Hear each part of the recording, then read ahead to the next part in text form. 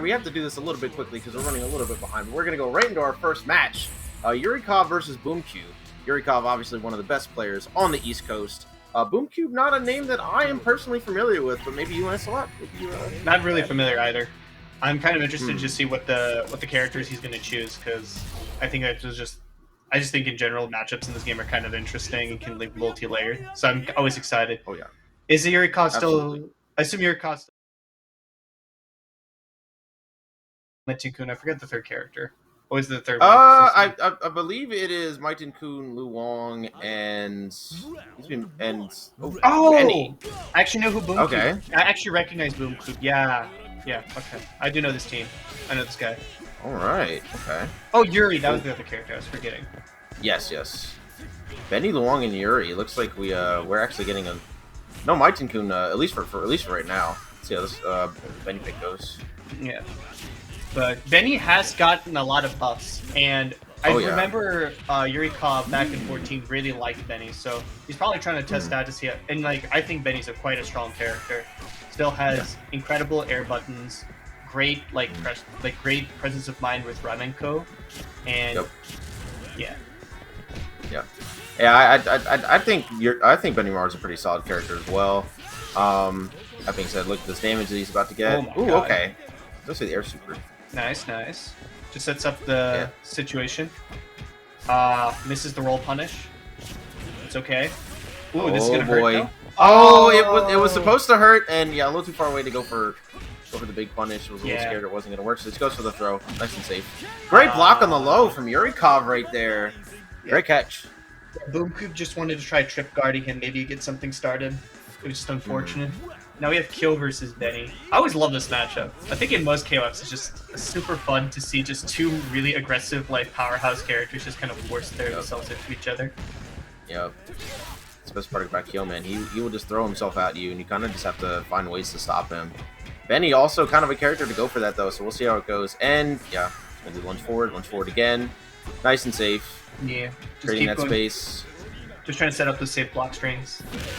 Yeah, you're gonna gotta be careful with chip out though. Gets hit by the ground CD. That's gonna even the game up. Yeah.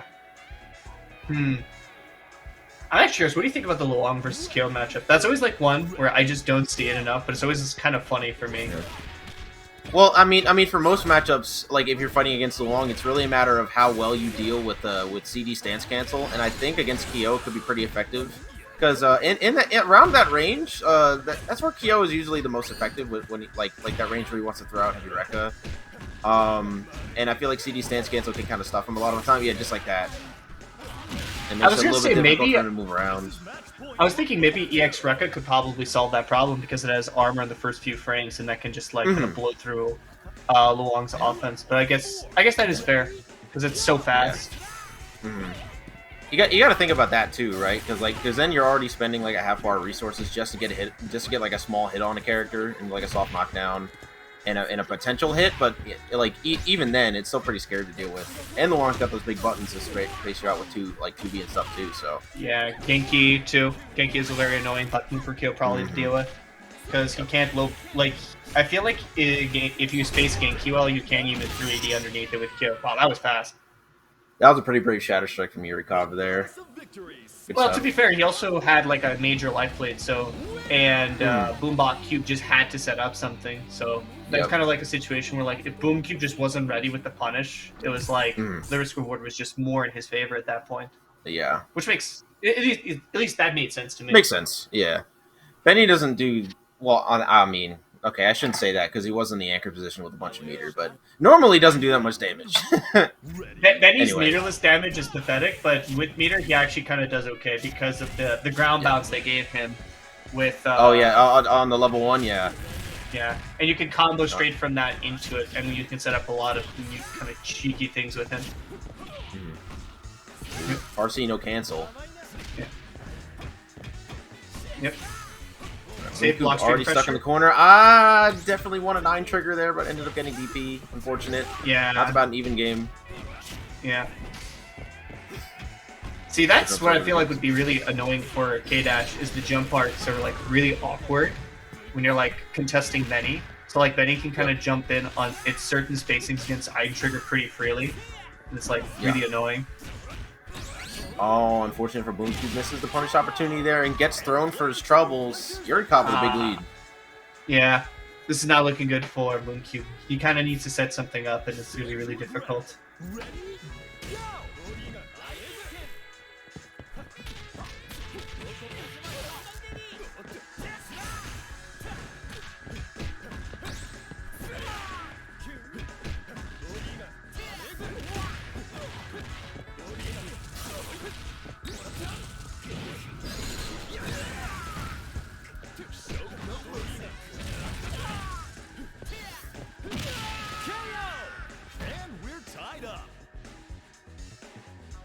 Now we're going to see how he deals with the long this time, see if he can make any different kind of decisions with, in this matchup. He's definitely in a better position. He doesn't have like a half health deficit to work from. Nah. Great block. That was a great block. Yeah. Oh, that's nice. Huge. Yeah, it gets some damage here. Oh, Just yeah. goes for the save jump. Throw him. Nice. Continue the pressure. Watch the low run-up throw from Yurikov. Yep. That's the thing about Yurikov, he makes a lot of really like smart, aggressive decisions like that way. Almost gets punished for Shatter Strike, but he ends up protecting the throw. Good stuff. Another throw. Throw's really strong right now. Empty jump throw. Oh my goodness. Another throw. And with the cross up, huge. You are dead. One thing I noticed that Yurikov is noticing is that Boomcube isn't necessarily fuzzy teching a lot. So he's getting a lot of opportunities where he's just getting straight up throws situating, and that's just making Boomcube super flustered and just like really like awkward in the whole situations, which is really interesting. Oh. Nice, good pressure. Start bullying him in the corner. Nah, Long's like, I'm gonna stay in CD here. Stay here. Ragent, nice.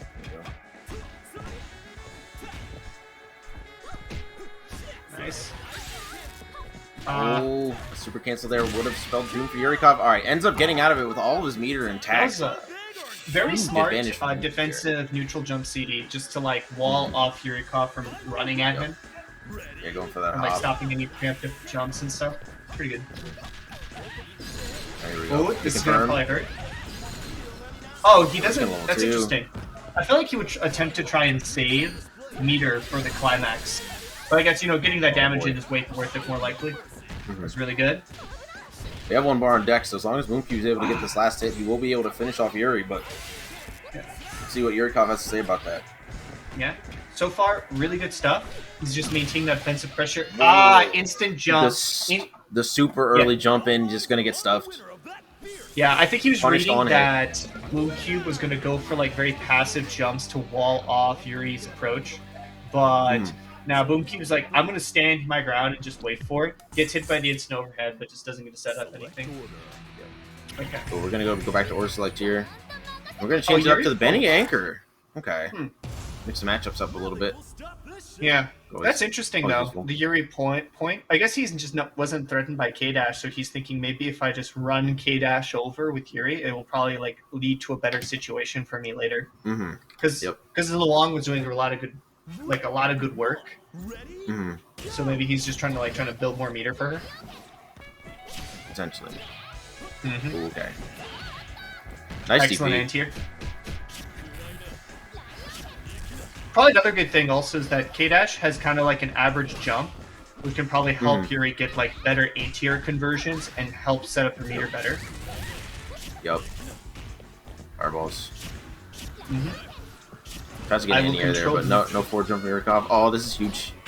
Yeah, it's a lot of damage. Into the throw. DP. Right, good DP from Boomcube though. I'm not sure what that that overhead was a little awkward and one. Oh, okay, here we go. Oh, this is good. This is the opening he needs. He gets full corner engagement and a hard knockdown, safe jump. Oh, and no. then we just get thrown. Yeah, okay. He whipped it. Yurikov. That's unfortunate. That was such an unfortunate situation, but yeah, this is. Yeah. Oh my god. They both did route start stance CD, but Yuri's was literally like 3 frames faster. Stand block, nice punish. Nice. I'm pretty sure that was an attempt to throw him.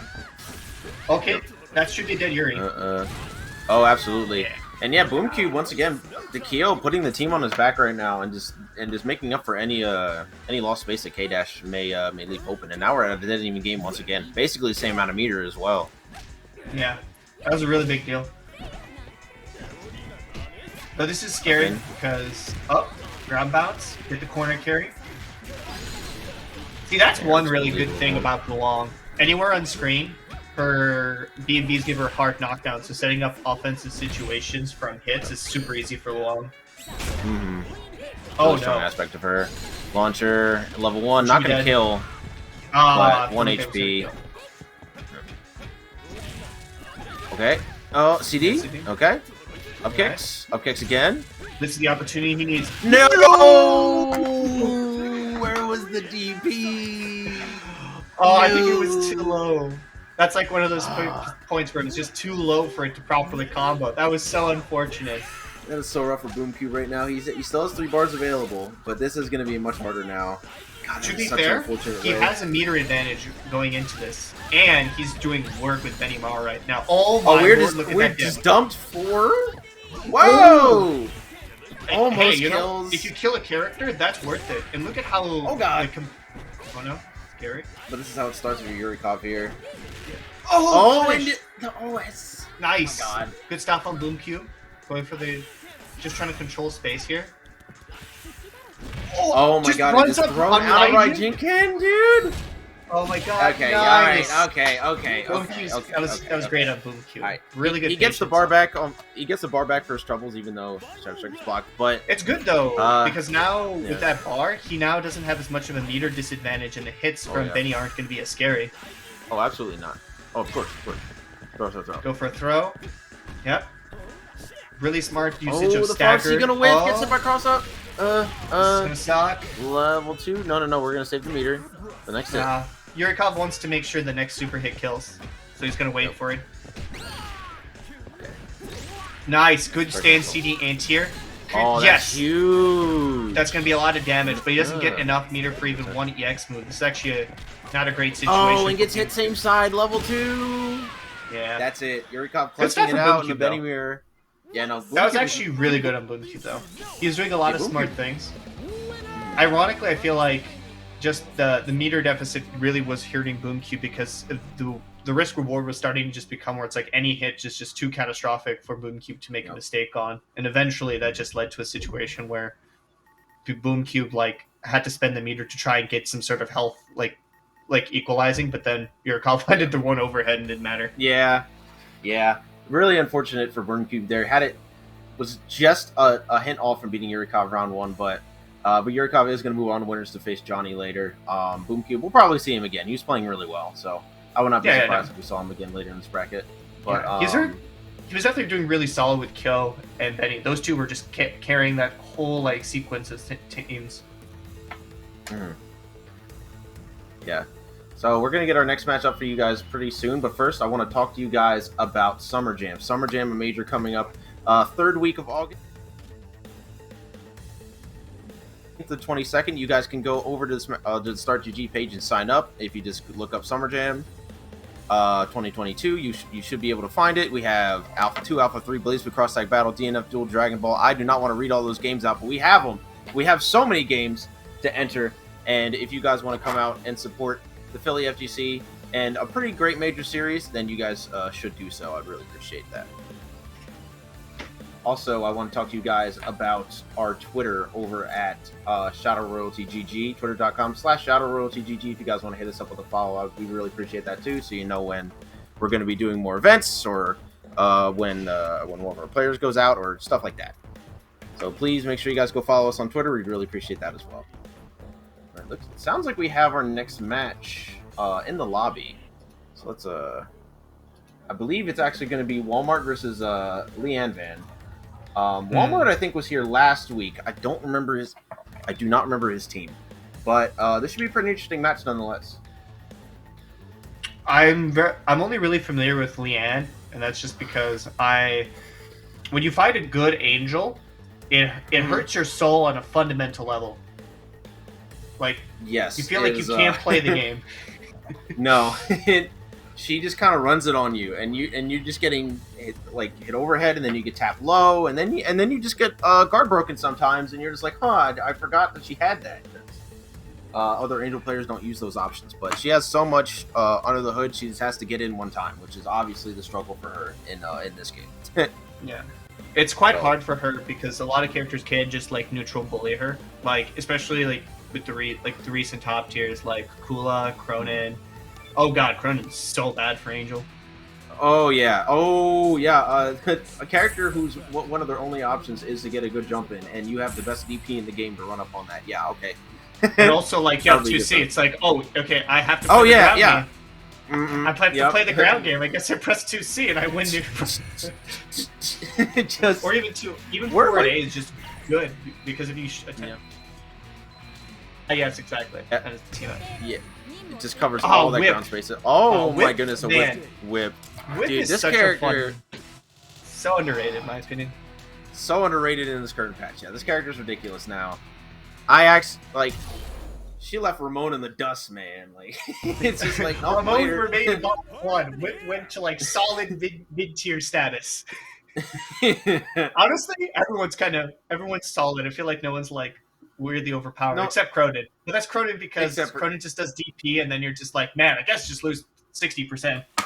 Yeah, you know, it do be like that sometimes. But this is gonna be a pretty interesting point matchup, I think. Oh. Okay, here we go. Okay, seems like great. Yeah, but ironically, I think this is actually a bad one for Angel because exactly that reason. Because that move has become so much more consistent at knocking characters out of the air. This is exactly like the Cronin matchup where you just kind of like you just play at certain spacings and Angel can't run in. Great air to air from Leeanvan though. Yeah, that was amazing awareness on the fly, and then here we go. Yes, the combo. Nice. Oh, yes. Angel does no damage, by the way. I know no one says that, but I just want to point that out. Yeah, I'd hope nobody would say that. That's something an insane person would say. Right, here we go. Oh my god. I think it's fucked up because it's meterless. Oh, this is dead. Oh, no, he just goes for the reset. Probably because he wasn't confident in the air hit there. Okay. Yeah, just trying to play the neutral. Walmart doesn't want to overcommit to something. Oh, that should be dead. Great confirm. Yeah, this is dead. And a DP. Nice. But yeah, like that's what I imagine the matchup going like. Is like if Angel makes a miscap, like just a bad sit call, Whip gets a lot of like free advancements and just like great ways to reset to neutral, and that's just a real hassle for Angel to go into. Well, now we have Vanessa on the other end too. This might also not be. Oh my god, we're just gonna punch that on landing. That was alright. Word. Understandable. Hey, to be fair, not yet. That's probably okay. Watch out for Chip now. Wow, pokes with jumping like and excellent. Yeah, the reaction was not there. Yeah, that was a really good jump in. Unfortunately, the reactions were not there on that close C. I wouldn't have expected that to hit either. So you know what, it's fine. I think that was Leeanvan anticipating a hop and trying to stop it preemptively. But the thing with this situation is you have Share Me now, and then with like 3 bars of meter stack, this is actually a really dangerous situation. And now you get the safe jump. Guess both sides. This is going to be no resources, just goes for the safe jump. Nice. Good air to air from Leeanvan. And I think we're seeing like one of the things that like was given to Vanessa here, which is despite basically getting nerfed incredibly hard, the jumping big change means that she actually has a consistent air-to-air to stop reckless jumping against her. Amazing catch on the roll there. A Shatter Strike! It's gonna hurt. Yeah, and that's gonna wrap it up. Yeah. I forget the Ender. Ender does so much damage for her. Yeah. But either way, Leeanvan bringing that all the way back. Yeah, Mai though, that's actually a very big deal though. Mai with 3 bars meter is horrifying. Oh yeah. Yeah, once she's over 3 bars, you just can't jump at her. It's just it's like word. Yeah. Nice combo. Nice. Gonna spends the 1 bar just to get the consistent conversion and set up for next round. It should be even bars though, and it's Mai versus Whip. This is actually a surprisingly rare matchup. I don't see it very often. Not because of Mai, but because I don't see Whip my anchor. Yeah. Yeah, I was gonna say we that's got like the projectile counter comboed into it with the guard cancel. That was sick. That was hilarious. Nice. Gets the hard knockdown. This is a safe jump ender here. Damage. It was a safe jump ender, but he didn't hyper hop. Ah. I was actually gonna say, did you see that damage that Mai just took? It's like, man, that was with 1.5 bars of meter, and that did close to half your health. Yup. Dude, I'm telling you, Whip is cursed now. Like. Yeah, okay, here we go, the low. Whip has one of the best cross-ups in the game, too. You just press jump. Yep. That was dirty. Don't get opened up. Okay, yeah, guard cancels out of that. Interesting. And yeah, the projectile Nice counter rolls through it. Good nice stuff. roll. Yep. Oh, this is... Nice. Oh my goodness. And catches the roll with the 2A. Unfortunately, that's not going to kill. But now any hit should kill. Oh, level 2? One. He should be dead. He gets one interaction left. Oh, no! Caught the wrong angle. Oh, didn't cancel the super. Oh my god! The The combo. counter so clean. Oh my goodness. What a Don't clutch. zone. Just remember, don't zone against Whip. You can't throw a fireball against this character. You lose the screen instantly. But then if you don't throw a fireball, she just does her incredible air normals and bullies you. Yeah. Now, this is fun though. I genuinely find Yeah. that seeing more, just in general, more Whip representation has been like very, very weird because it's like she's been so bad for so long, and then suddenly they said, "Oh yes, we're gonna make her a decent character finally." Yeah, and it's like, and she's so weird that even though KOF has been a series that's been around for so long, so many people just still have no idea what she's doing, and it's really interesting to see. I feel like I know more what Angel's doing than what Whip is doing. It's very funny. And that's insane to say to me. That's wild. It's facts though. You're spitting. Okay, here we go. Nice. All right, we get out of the pressure. Nice. Yeah, just start playing for the keep out here. Nice. Oh my lord, back roll straight into Angel. That is unfortunate. And that's it. Great catch from Leeanvan. And now we got a lead. And we're up 1. This is looking much better for him every second. And 36 seconds. Well, this is match point for Leeanvan. Well, Walmart has to actually like play really methodically here to like slowly deconstruct the team because any mistake is very costly. These characters do a lot of damage meterlessly. Oh yeah. Nice. Here we go. But this should be pretty hard for Angel. Shermie's just the bully. Oh, we didn't kill that. Oh no. Minus. Only slightly minus, remember that. Oh, that was dirty. Another cross up. Damn, Walmart doing all that while saving most of his meter. What's up? Yeah, now he has a meter advantage. Meter advantage. Oh yeah. Meter advantage against Vanessa, and that's huge. Vanessa should still kill you off of one touch, though. Or can. Nice. Nice sweep. Nice. Another nice sweep. Oh no. Hey. Speaking one touch.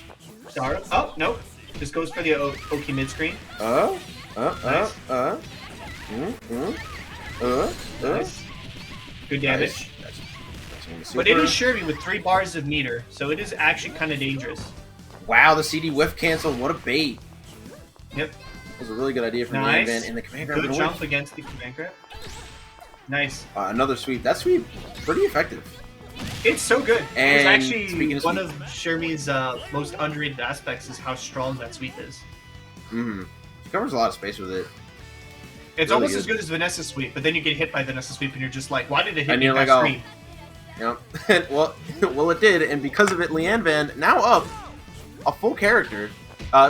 Distinct meter disadvantage, but I'm not really sure that matters when you're when there's this much of a gap. Well, when you're fighting a character as versatile as Mai, it might matter because Mai has such like strong options.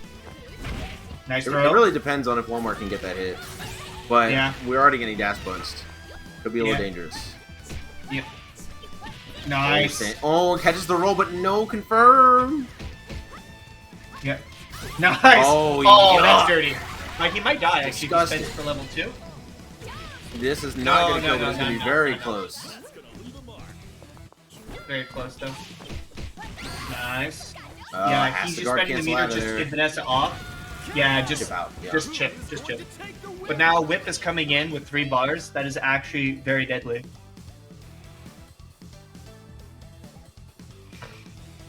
I just realized that funny option, but I'm not sure if they'll do it, is that Climax is 3 bars. Yep. And it's an anti-air. Walmart's still getting called out for those fireballs.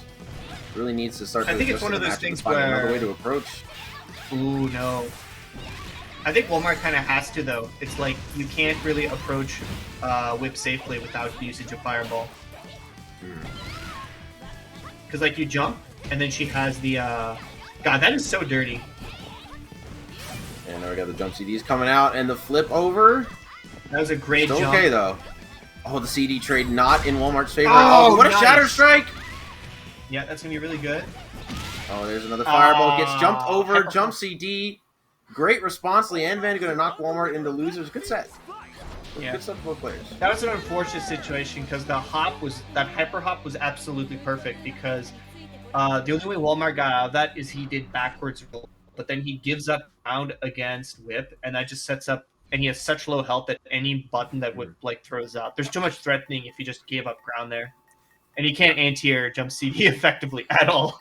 No, absolutely not. That jump CD is deceptively massive, but yeah, once again, great The set only for both thing it players. doesn't do is air to air.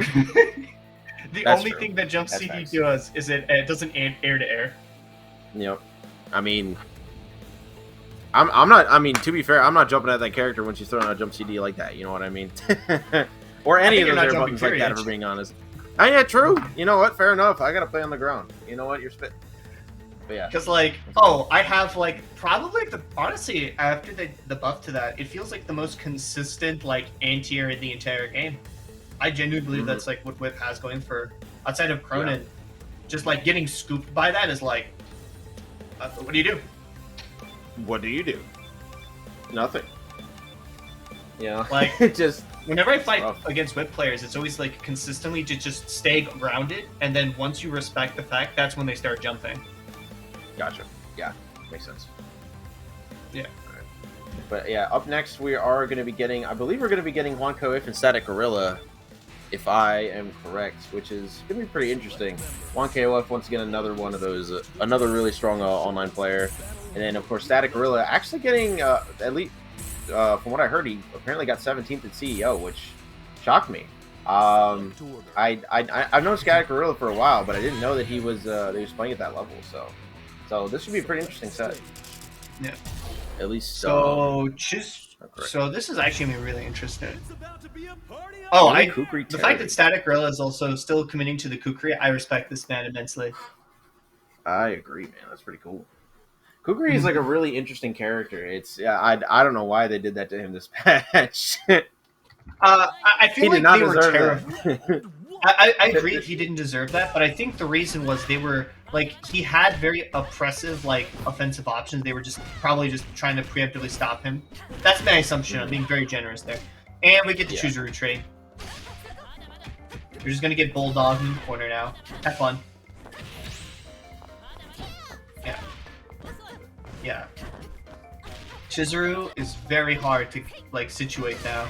Clones coupled with jump CD, standy means that she has just complete mid-range control. It's so scary.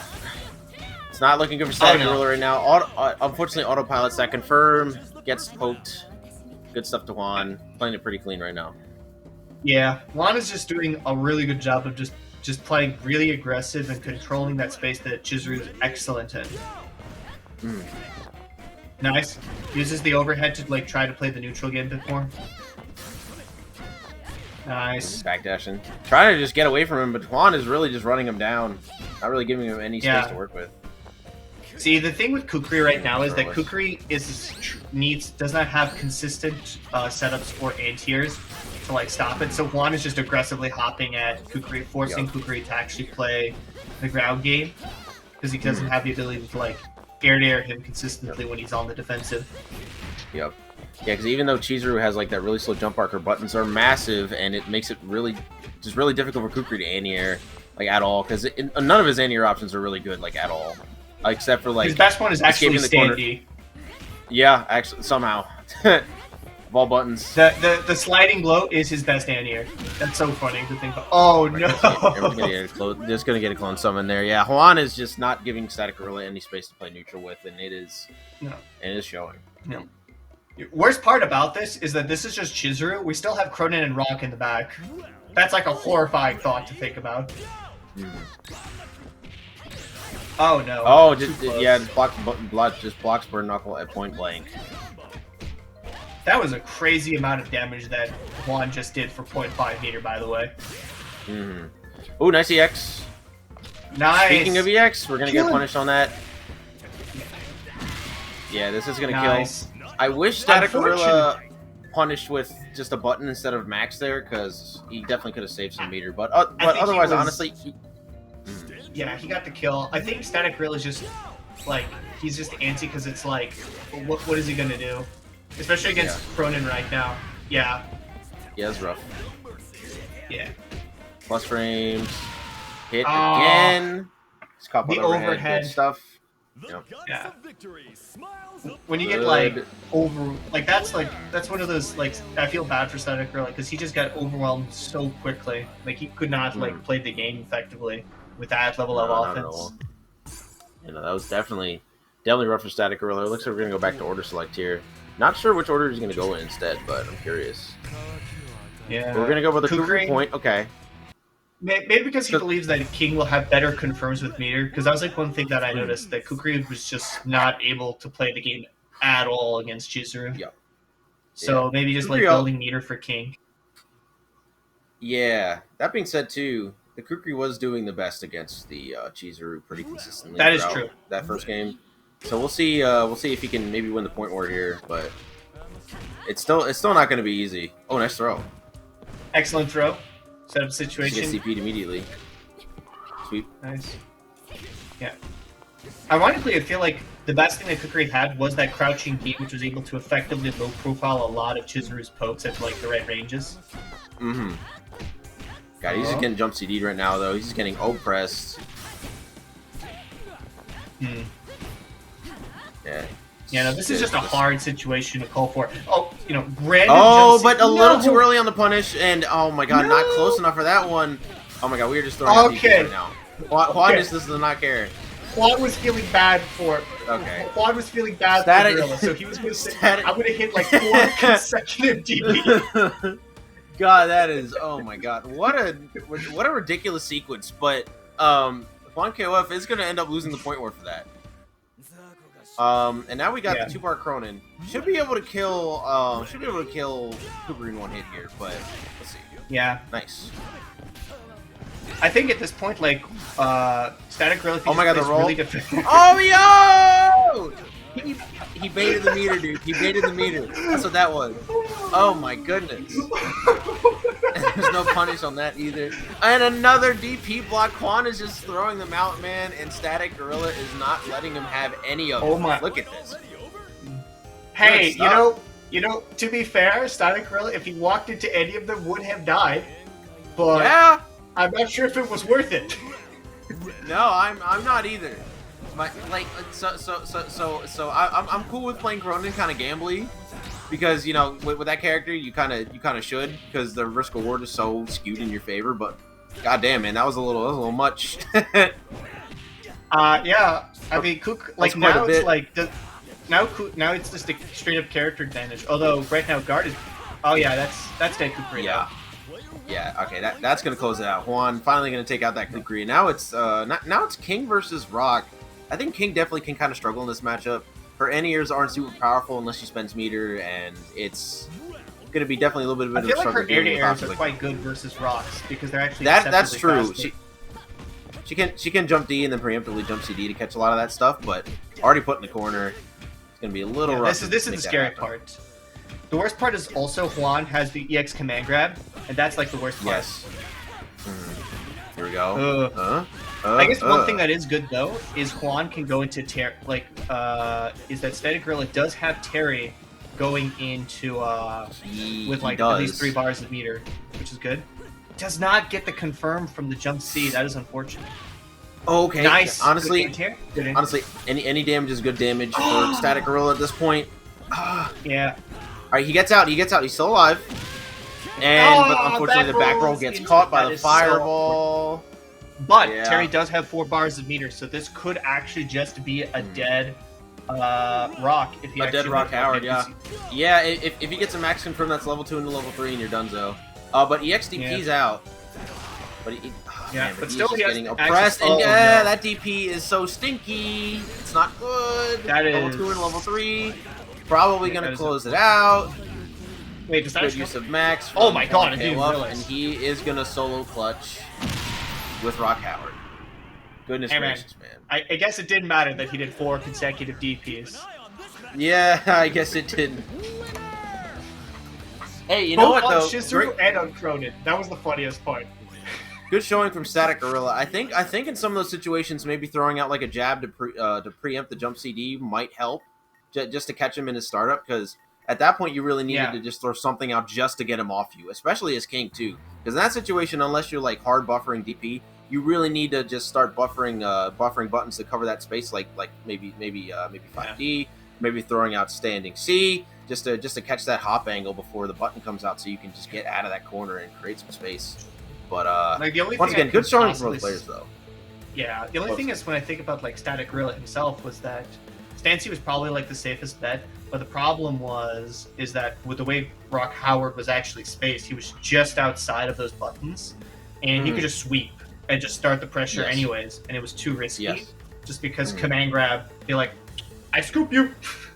Yep, I scoop. Yeah, it's definitely rough, but I mean, at some point you got to make a decision. You can't block forever, especially in this game. Yeah, I mean you have the guard meter. Just like don't get guard crushed. Don't get guard crushed. Oh, also don't get hit by my overhead. Oh, also don't get command grab. Don't get safe jumped. Haha. Just don't worry. I have Jones CD. That's the extent to my Rock knowledge and my ability to play Rock. Honestly, I literally play the character. About the same for me too, man. about the same for me too. But speaking about what's the same for me and what should be the same for you is going to Summer Jam 2022. Coming up August.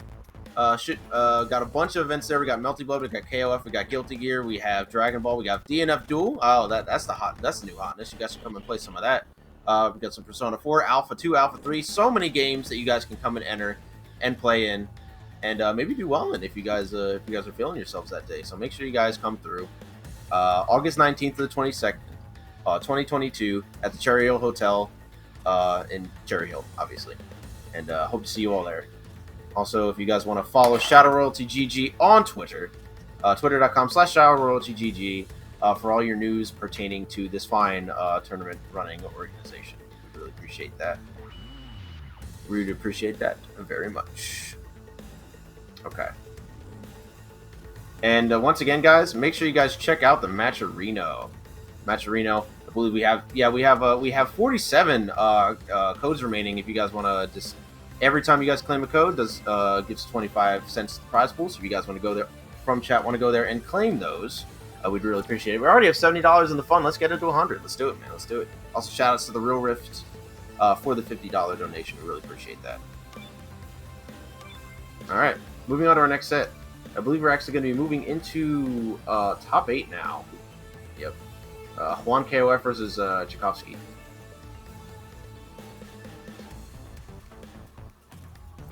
JuanKOF, obviously, we just saw him versus StaticGorilla. Or actually, are we going to be getting Leeanvan versus Yurikov first? Both of these sets should be pretty interesting. I'm actually excited to see what it is because Leeanvan has like set a very aggressive style of play, just by the nature of the characters that they are playing. And I feel like that will be really interesting with how Yurikov has such a neutral-minded, aggressive play style where he just wants to set up buttons on the screen and make you run into them. Yes. Yeah, I like play styles like that. Like just a wall of hitboxes. I love seeing stuff like that. For lack of, I mean, you could play Gato if you want that. Okay, you know what? That's true. That's true. You could play Gato. That's facts. You're spitting on that one. That character, I feel like, is so underrated. Even though like he was nerfed, it's like the equivalent of like a baby tap on like the wrist. It's like bad. Oh, speaking of Gato. True. Man, I really curse people when I just say, man, people should play Gato more. Yeah, I mean, you're not even technically wrong. That's not a non-factual statement. Non-factual. Listen, I'm a smart person. I press jump CD and jump C and 2C, and I call it a day. Yeah. Hey, man, that's a solid game plan if I've ever heard one. I know. I'm so smart. Really I'm a genius. All right. I know. It's not like Be Janet, where you have to actually think about what you're doing most of the time. Yep. Oh, no. And okay, yeah, JuanKOF doing that thing that he does again with the DPs. To be fair, that was actually an attempt to anti-air. Yeah. That was just like Gato's actually short-range DP. You know, he actually has a problem with his DP. Crazy. I know. Nice. Wild. Yeah. Nice. Yeah. One thing I'm noticing with like the way he's playing it is that he's just really throwing out active buttons and forcing Chekofsky to just like run into them and just force a mistake. This is really good for Chekofsky though. Maybe big confirm. Oh, Shatter Strike. Interesting. I wonder if that was supposed to be that drop forward jump CD. But either way, we're literally basically dead even in health right here, and to throw Tech OS from both players. And the 5C gonna close it. That was slightly off from Chekofsky, that was the fastest round of KOF I've seen in some time. Oh yeah, no, these two characters are just all over the place at all times, man. Always. Yeah, that was really good play from both players. Yep, I mean, spitting. It's true. Chekofsky though, really only like one more solid hit away from closing out this character. Should just be an even game here. Yeah. Yeah. Ooh, oh well, not that. Uh-oh, this could be a little scary for Chekofsky. Nice It's throw. starting to add up. Oh no. Man grab. Starting to add up. He's good. Yeah. Pretty good. Tries to X Fireball. Great prediction from JuanKOF for the jump in. Good. That was really good patience from Chekofsky. Just waiting there for the jump. Yeah. Overall, pretty good play from JuanKOF. Now who has a slight life lead and meter advantage. We'll see what he can do with this goal. Yeah. How many 2Bs are we going to see? I think the question is how many jump Ds will we see? We already saw one. There's two. Yep. Third. Okay. See? Yep, there we go. And, okay, alright. I got another 2B, alright? Okay, alright. Alright, maybe they're adding up a little bit faster for you than me, alright? There you go. Great corner from Chekofsky, though. Oh, goodness. Good stuff from Chekofsky. Getting the code. Ew, oh my god. What side was that? Oh. That was left. That was literally just depending on when she let go of the wall playing its left-right. That is the crazy part. That's been like the most recent my tech I've seen a lot of players been using is just like the wall clean. And like at any point change sides so you could just like actually mess up your DP input. Yep. Oh my god, DP into super, my man. JuanKOF, the king of DPing minus rings. And actually just catches a wake up there. This is gonna close it. Well, one good thing about this though, even though Chekofsky did lose Mai, is now he has a meter advantage going into the fight with Isla versus Rock. He does. Nice. Ooh, in the air and beating the DP. So unlucky. Chekofsky not gonna get the punish. Yeah. Oh no! But gets tapped low. This is not good. You're in the corner against LaRock Howard. Okay, yep. Try, that's good. Try to do the jump CD. Yeah, try to do the jump CD whiff mix up. And even tried to bait, but JuanKOF was just on him. Yeah. Yeah, Juan is just playing so aggressively, just trying to gauge to make sure he knows what you're doing. Reacts to the jump in. Okay, that should be a dead character. 100% dead. 100% dead. Oh my god. JuanKOF. So unfortunate for Chekofsky there. He had a huge DP punish incoming, and then was unfortunately just unable to get the punish, and it all just ended up stacking up against him after that. Unfortunate. JuanKOF taking that game 1. I think it's funny you say that because, like, I guarantee you, like, Juan read that stand C coming, but stand C does not actually extend your hurt box that far outwards, which is really funny because it's just like, oh, I whiffed completely. Tragic. But yeah, good stuff from Juan though. Nice jump D, jump CD, nice. Wow, right, that DP awareness, good stuff. God, the trades when these two play this matchup are just absurd. Yeah. Safety. I can already tell Chekofsky is very unnerved by Juan's playstyle just because of how he of how like you don't know when Juan's actually gonna block or not. Hmm. Yep. Yeah, Juan blocking is like he's got like the Kazunoko effect, man. Like you never really know. You never really know if he wants to block at any given moment. It is true. That is definitely the effect I'm getting. Like, see, like now Juan is like actually not like being as belligerent as he was in the previous game, Yep. and it's like so weird. Which might cost him now because now he is down a character. Maybe he should have gone more Unga, dude. It's okay. It's okay. We have Jump D. We have Kula Jump D. He will be saved. Definitely should have gone even more him, dude. Yeah. There was more 2Bs Right, than Jump Ds that match, I will give you. Ooh! Catching Meaty. That's such a big deal. Super confirm. Good stuff. Go for the safe jump. Overhead. Oh, it's crazy. Save. Oh my god, the pressure, man. Bro, this is Jenny. You gotta respect it. Man, Oh, that's actually so cheap. Okay, that should actually be dead character. Oh, got level no. 2, but... And wake up throw, yep. Get out of here. Potential OCV incoming, dude. Chekofsky is playing super. Hey, man. Hey, man. B Janet right now is looking to completely tear apart, and unless Juan is super careful with meter management here, he will eventually have less meter eventually when it comes to the anchor. Shoutouts to the Invincible Super, by the way. Yeah. Super. EXP Invincible Command Grab. Yeah, Shoutouts. Command grab. Yes, sir. That's my favorite. I love this character. Can we just appreciate that for a moment? Because we could clearly see that Chekofsky attempted to throw him, and the close heavy came out instead. Yep. Oh, we got another jump CD. The pressure is unreal from JuanKOF right now, and this is not where you want to be as Mai, but does manage to find his way out of the corner finally. Yeah. Whoa! That was godlike. Air throw that? You're OD. You're ridiculous. You're a Guilty Gear player, actually. Nice. Yep. Good. Good Okay. jumps. Yeah, That's amazing. That's You're amazing. done. You're done. You're done. That is so He's much not dead, damage. but this is definitely a lot of damage, and he's King timeout. Oh, never mind. Nice. That's Okay. guaranteed chip. Oh no. Okay, this is now scary again. Oh god. You're Yeah. done. Okay. However- so using the level 3 seemed really good in But now they concept, have- but now meter disadvantage. He Plus... has even meter though. Oh, it is even though. meter. Okay, okay. I did not notice that one was down to the last tier. Yeah. Still not terrible. Nice counter. What a counter, dude. I see it here. Remember, you have Islas 2C, one of the best anti-airs in the game. Okay, here we go. Safety. Nice. Buffering in soup. DP out. Buffering in DP. Nice. This is scary for Chekofsky. He really can't. He can't really afford to take a big hit here.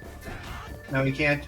But he does have the life lead right now, and it's very scary. That Nice. was a good trade. That was a good trade for Chekofsky. Yes, it was. Oh no! Oh! Hit in the air. We're knocked down. Oh. No! No! He won't die. He's gonna live. Even if he spends meter, he won't die here. You gotta watch it for command grab again. Oh no! Yep, that was a great. Cover that space. That's good. Oh, what a low profile!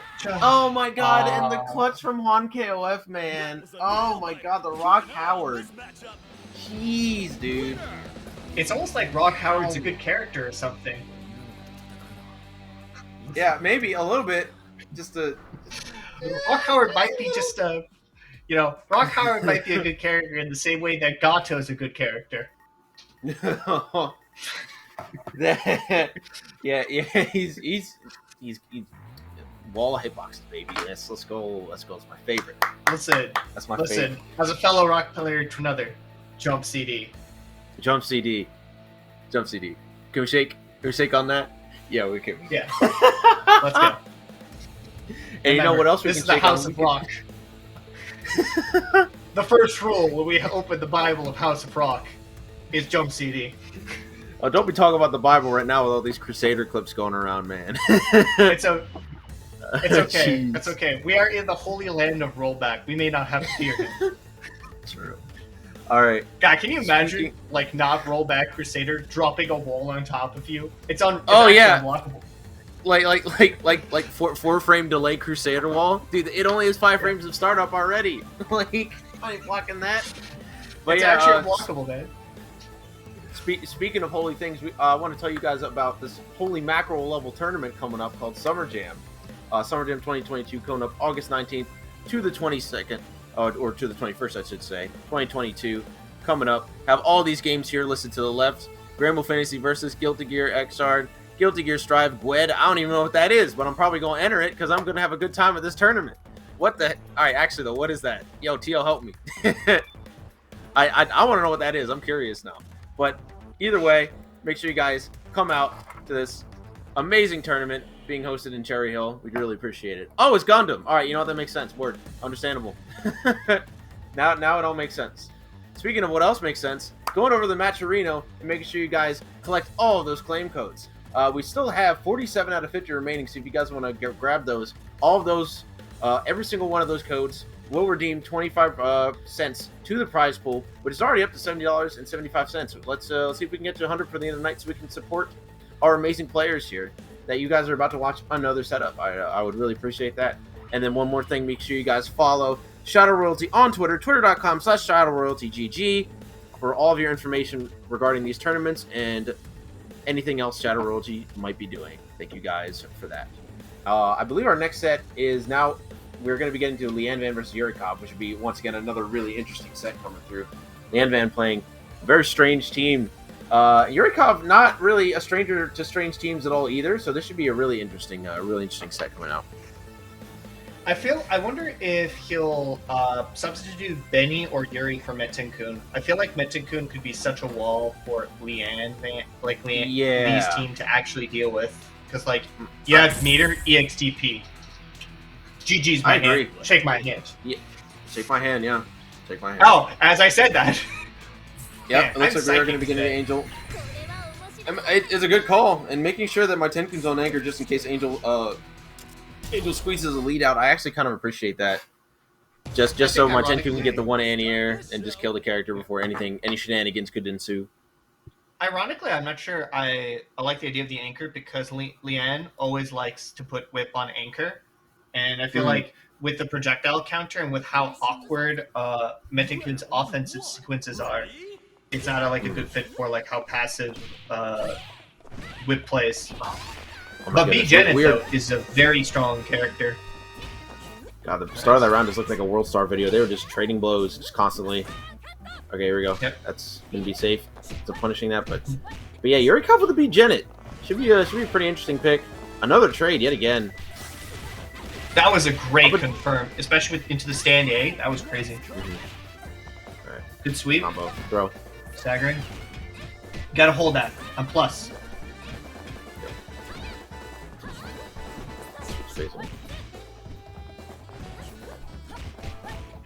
Man, I really love Leanne's movement with Vanessa. Just like knowing when and where to give up space to just be in range for like recentering of hops.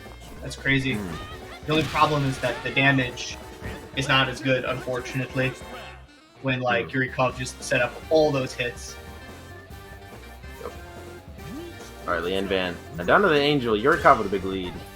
This might be pretty I think neutral would be definitely pretty difficult to navigate for Angel here. Just because I think that's most matchups, though. I mean for sure, but especially for B. Jenny, because she's so many places on the screen that she has access to that most characters can't consistently reach. So that's true. This is going to be a little awkward, and he just keeps getting caught for these rolls, getting a little desperate to get in that one time. Oh, well, but actually manages to get out there. Okay, we're just going to spend it. Cash is out on 2 bars.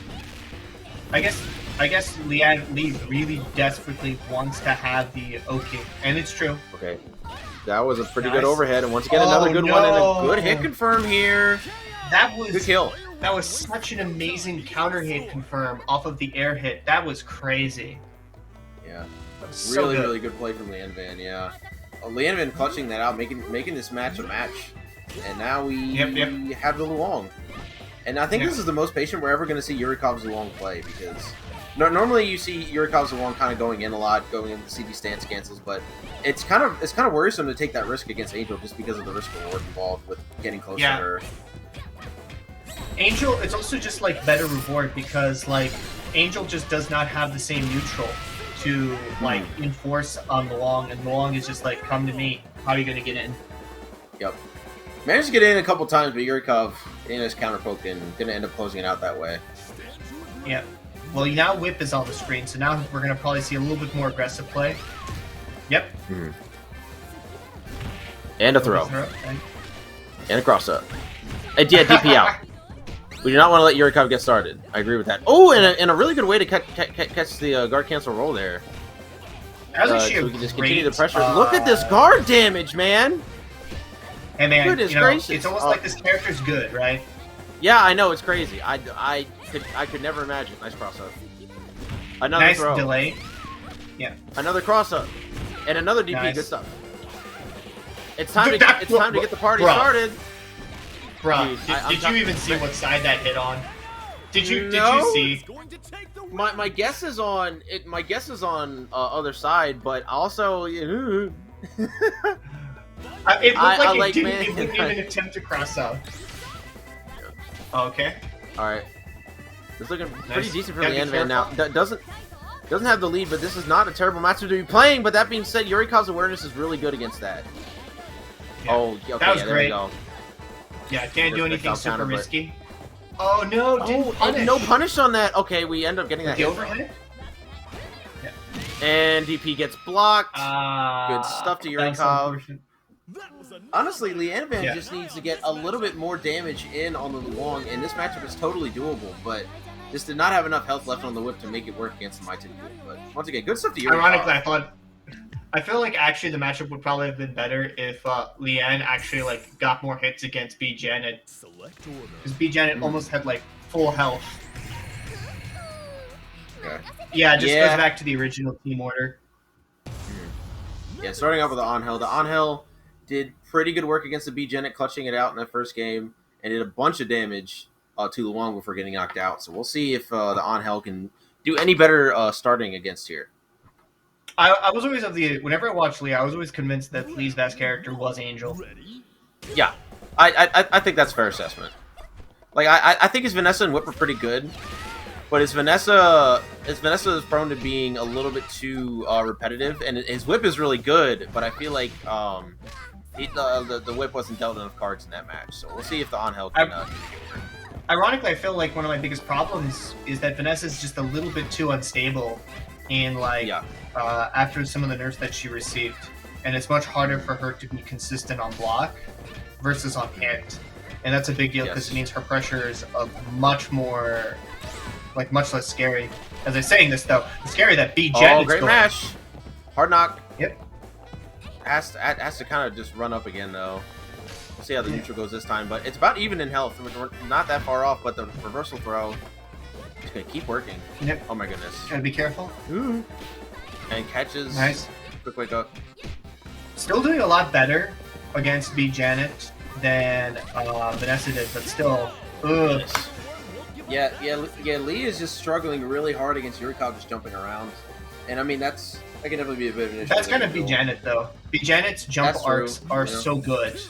Because her short hop and her jump have like very different dead zones, and if you just don't know which one they're doing, you're not going to be able to consistently anti-air her, especially with the carrier drops if you're actually trying to be careful. Nice. Big damage. Oh, doesn't catch the roll this time, unfortunately. A throw. Yurikov. Look at that mash. Just says, I dare you doesn't to kill? throw me again. Okay, he ends up chipping out. Yurikov might be the best aggressive thrower in the business. I'm gonna just say I think I see this man land more throws than any other player. And I see a lot of players. Especially as Luong, man. Like his throw game as Luong is actually insane. He's just right every time about it. Because you're so scared of the cross-up mix-up that you're just susceptible to getting thrown a lot. Yeah, this is gonna be really hard. Yep. Oh my god, throw. Calling it. Oh, the stagger! Oh, no. Okay. You know what? Oh my god. Worst part is. Oh my god, the worst part is that Yurikov, if Yurikov was wrong, he would have definitely eaten like at least 50% there. Oh, 100%. That's a scary part to consider. That has to be like real mental damage to Lee right now. That god. Good roll. Ah. Good awareness. Realizing it was too high up. Yep. Oh no! That was crazy. Yeah, The throws. Cross up. Oh, no confirm there. Just run up and throw again. We're doing it, and you're done. Oh my and you're god. Done. You get crossed up. Goodness gracious, man. This is just the start of a new worldwide. Yeah, that's one thing that's really strong about Luong is like, also when Luong gets started, it's just like, it's a downward spiral. That's the one like really strong thing is like, because of the hard knockdowns and how she's able to like tech chase situations, it's so hard. So hard. Yep. Yeah, so that was a pretty clean set from Yurikov. I think Leeanvan was playing really well in the first game, but it was just unable to get the momentum that that they needed started in game 2. And they really needed that Angel to put in work in the point war, but Jenny just kind of rushed Angel down, which is, you know, the opposite of what we're used to when we see someone fighting Angel. So yeah, I feel really like ironically the Angel, I think that was the correct pick. I think it's just like he was not able to get any offensive momentum, and I think it was Yurikov's ability to very defensively just like create buttons and press like aggressive advantage with the slight bit of hesitation that Lee was like setting up or like showing to Yurikov. So there was no point that Lee could like swift the momentum at all. Yuri was just on him, like right there. You can't move. Don't move. Oh yeah. Yeah, no, there was no space for them to work with, and Yurikov was just landing every throw, landing every mix-up. The conditioning was just there, and unfortunately for Leeanvan, there was just not really an answer in the moment. That's going to wrap up winners, at least for now, though. I was going to say, when you think about, like, how easy it is to reversal throw people in this game, and then, like, Yurikov was in danger of reversal throw, like, so many times, and landed more throws against his opponent, that's, like, a scarier thought to think about. Yeah, stuff like empty jump throw working just means that there really wasn't that many, you know, reversal throw OSs coming out from Leeanvan, which means that Yurikov is just going to be able to run his game plan even more successfully, which makes it really difficult for Leeanvan to get out of the situation if you have to constantly guess throw instead of you just delay OSing it. But regardless, he is going to be going down to loses. We will see him again most likely, but actually he's going to be on stream in about 2 sets. I think next up we're actually going to be getting Chekofsky versus Johny. Johny, big VegasKOF guy. He was here 2 weeks ago as well for the last tournament we had. Will be pretty strong. Oh, sorry. No, go right ahead. I was gonna say the second Angel coming. Oh yeah. Of course. Okay, we have like 7 Angels in the world that actually play the character. Yep, and 2 of them are in this bracket. Crazy. What a night. Yeah. I can't wait when we get to EVO, we'll see like all the Angels in the same pool. I would love that. That would, you know what? Honestly, if we see less Angel at the tournament, I'd be okay with that. No, I'm just kidding. I'm just kidding. It's okay. We're gonna see every bracket have at least 7 Cronins minimum. As all things should be. As all good things must be. Okay. So Johny just goes with the much more consistent Kula Bjanic Cronin. There's a lot of contention about if this is the best team in the game right now. It's definitely up there. Like their version of this team with the Ashura on it, but like having Kula and Cronin on it is pretty much. I'd honestly say like Cronin, like for the best team as far as best teams in the game though, Bjanet and Cronin probably up there, and Kula as well. Like they're like a combination of like 2 of these characters and 1 other is like just probably the most solid team you can get. Yeah, like Kula just like provides such good stability, and while there was I think early discussions of like Yashiro were there, I think the thing is Yashiro doesn't have as flexible of a matchup spread as Janet has, which is like a really big deal, even though Yashiro is incredibly powerful too. Yep. Yeah. Alright, so looks like we're gonna be getting into Kula pressure going on. Catches the back row, good stuff. But we're running low on time here, and we're basically at dead even life. Slight lead now for Chekofsky.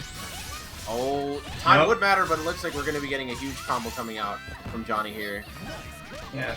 And Johny... Nice no, doesn't convert. And we just poke out with 2B. You are done. You know what's the crazy part you have to consider? If he did just 2B into EX Tatsu, it would have also been plus on block, because he would just hit confirm that into the Icicle. That's great.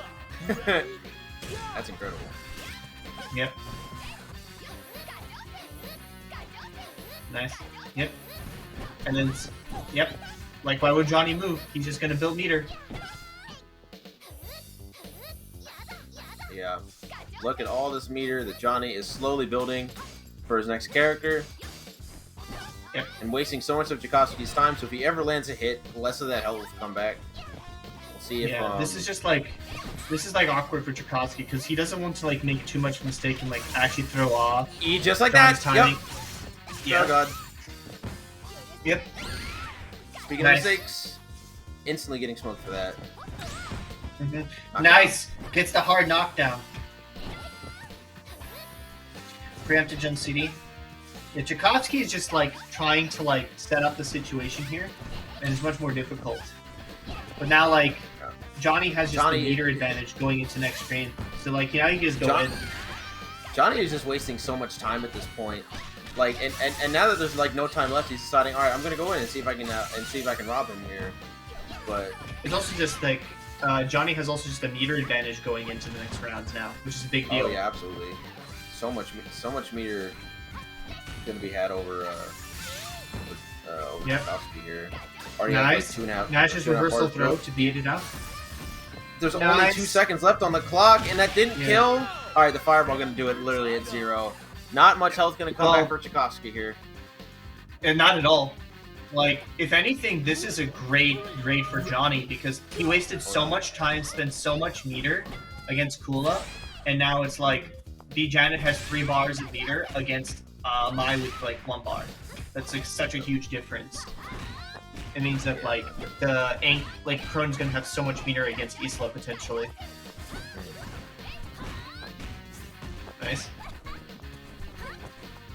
There's hops. What's up? You know, Johny is just playing the slow, methodical game super effectively, and Chekofsky is really just trying to make the rushdown happen, and he is just getting stuffed pretty consistently. Yeah. But here we go, big hit, but Johny So just getting caught in the air. You know, even though you're saying like Johnny's playing super methodical, I think both of them are trying to like play super thorough and safe. Like Chekofsky landed so much damage on B Janet with just pokes, and was just like slowly whittling him down.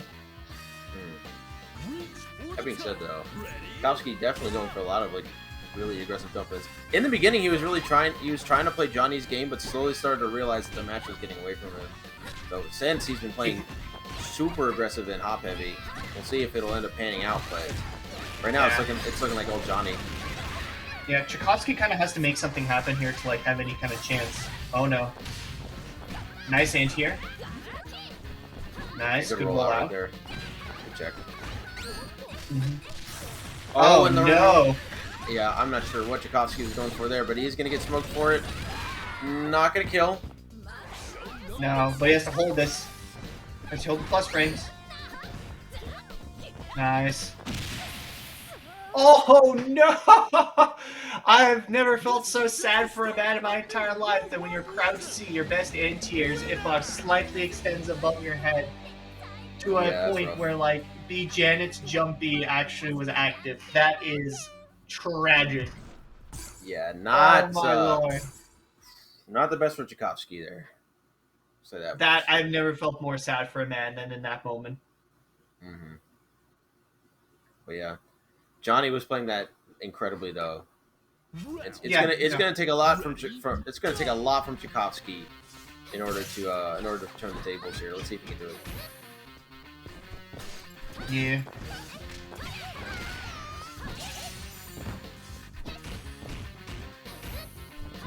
Good stuff. This plays very slow. I really like the match between both of them.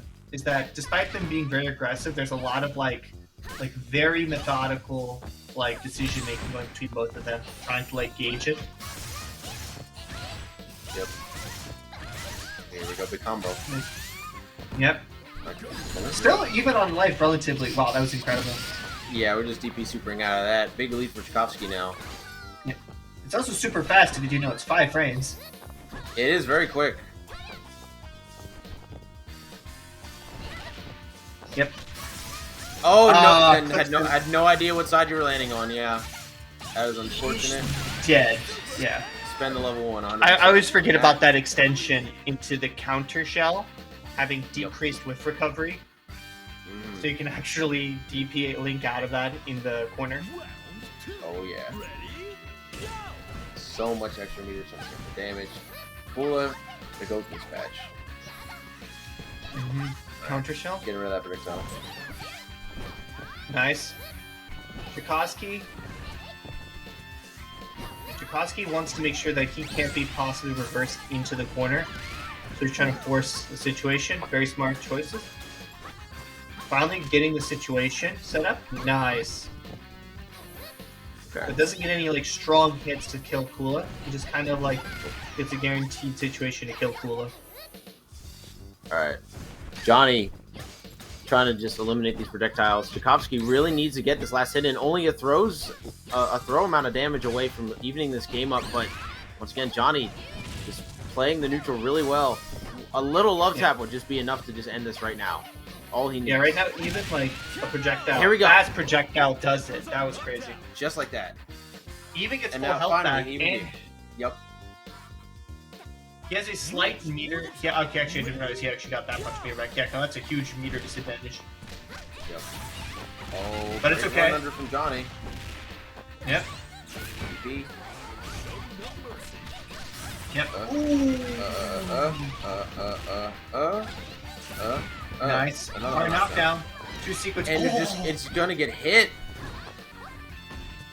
Oh, good, great block. Oh, too far Some away CD. from the pushback. Yeah. Yeah, look at that from Johny. Did all that hard work only to get smoked by V-Janet's offensive sequences. That's crazy. You know what's crazy here, Musty? It's almost like V-Janet's also a good character. Yeah, dude, I know, man. It's crazy. Wait, are people claiming that she's bad somewhere? What? No, no, I'm just making a joke for this. I thought I might have just been missing context. I'm like, what insane person? No, it's just me going with today. Just talk about how good characters are today. You love to see it. It would just feel bad if I didn't say that about it. That was actually a really good sequence from Isla, finally landing that hit to actually do some kind of damage to V-Janet. Scary. Nice. And oh no! you were done. Yeah, this is a wrap. Yep. Oh no! Tragic. Great stuff. The Johny right there in a solid 2-0. Honestly, Chekofsky was like really out of answers for most of that set. Johny was mostly just out. Johnny was willing to just sit back, stay safe, and just be like, "Come at me, bro. Come at me. Yep. I'm right here." Yeah, his responses were pretty much on point throughout the entire set. Chekofsky was really struggling to find a way in by the end, and it's kind of goes to show Johny, really strong player, and he's going to be moving on to lose the semis now. Yep. Speaking of moving on, somewhere that I want you guys to go move to is Summer Jam. Over there in August 19th to the 22nd, over there on 2349 Marlton Pike West, Cherry Hill, New Jersey. It's going to be a really great fighting game event. We got a bunch of different events going on. We got Alpha 2, Alpha 3, BB Tag, DNF Duel, Dragon Ball Fighters, Grand Blue, Guilty Gear again, King of Fighters, Melty, Mortal Kombat again, and Persona 4. If you guys want to come in and enter some of those games, I'd really appreciate seeing you there. Should be a pretty fun event, and make sure you guys come through for one of the best August events to hit the FGC this summer.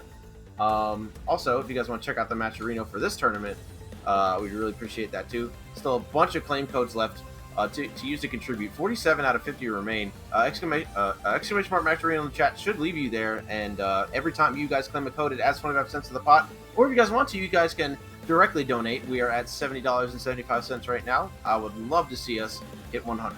So please make sure you guys go over there and donate if you would feel so inclined. And also make sure to follow us on Twitter at ShadowRoyaltyGG over there on Twitter. We'd really appreciate that from you guys, just so you guys know when we're going to be running more tournaments and when this fine organization is going to be jumping in other endeavors. So make sure you guys do that. All right, our next set should be Leeanvan versus Boomcube. Boomcube we saw earlier almost take out Yurikov in the first round. Yeah, no. He was doing really well with his team. It's just that he couldn't clinch it out, and he was like quickly eliminated. But as we see now, he's back right here in losers finals. So good stuff from him. I definitely Gets your words. Really all. Leeanvan also having a set with Yurikov. His set wasn't really nearly as close, but he's going to be repping the Angel. So we'll see if, or the On Hell, I should say, and we'll see if Boomcube is ready to deal with it. Finally, K-Dash. Yeah. K-Dash, I think, would have actually a pretty good chance against Angel. The only problem with K-Dash is like he's this weird paradox where he's really good up close, really good long range, kind of underwhelming in the mid range. Absolutely. Which is like weird. Yeah, you don't really see that many characters like that. Yeah, it's like this paradox. It's either really good from far away or really good, like that. Yep. Also, Iron Trigger, man. In general, ironically, I feel like K-Dash has some of the best air-to-air interactions in the game, just because of the juggle anywhere minute spike, like that. Dude, nice overhead right there. Okay, and gonna end it. I had to spend some meters for the damage, but perfect game. Yeah, no, that was actually flawless. Wow. Yeah.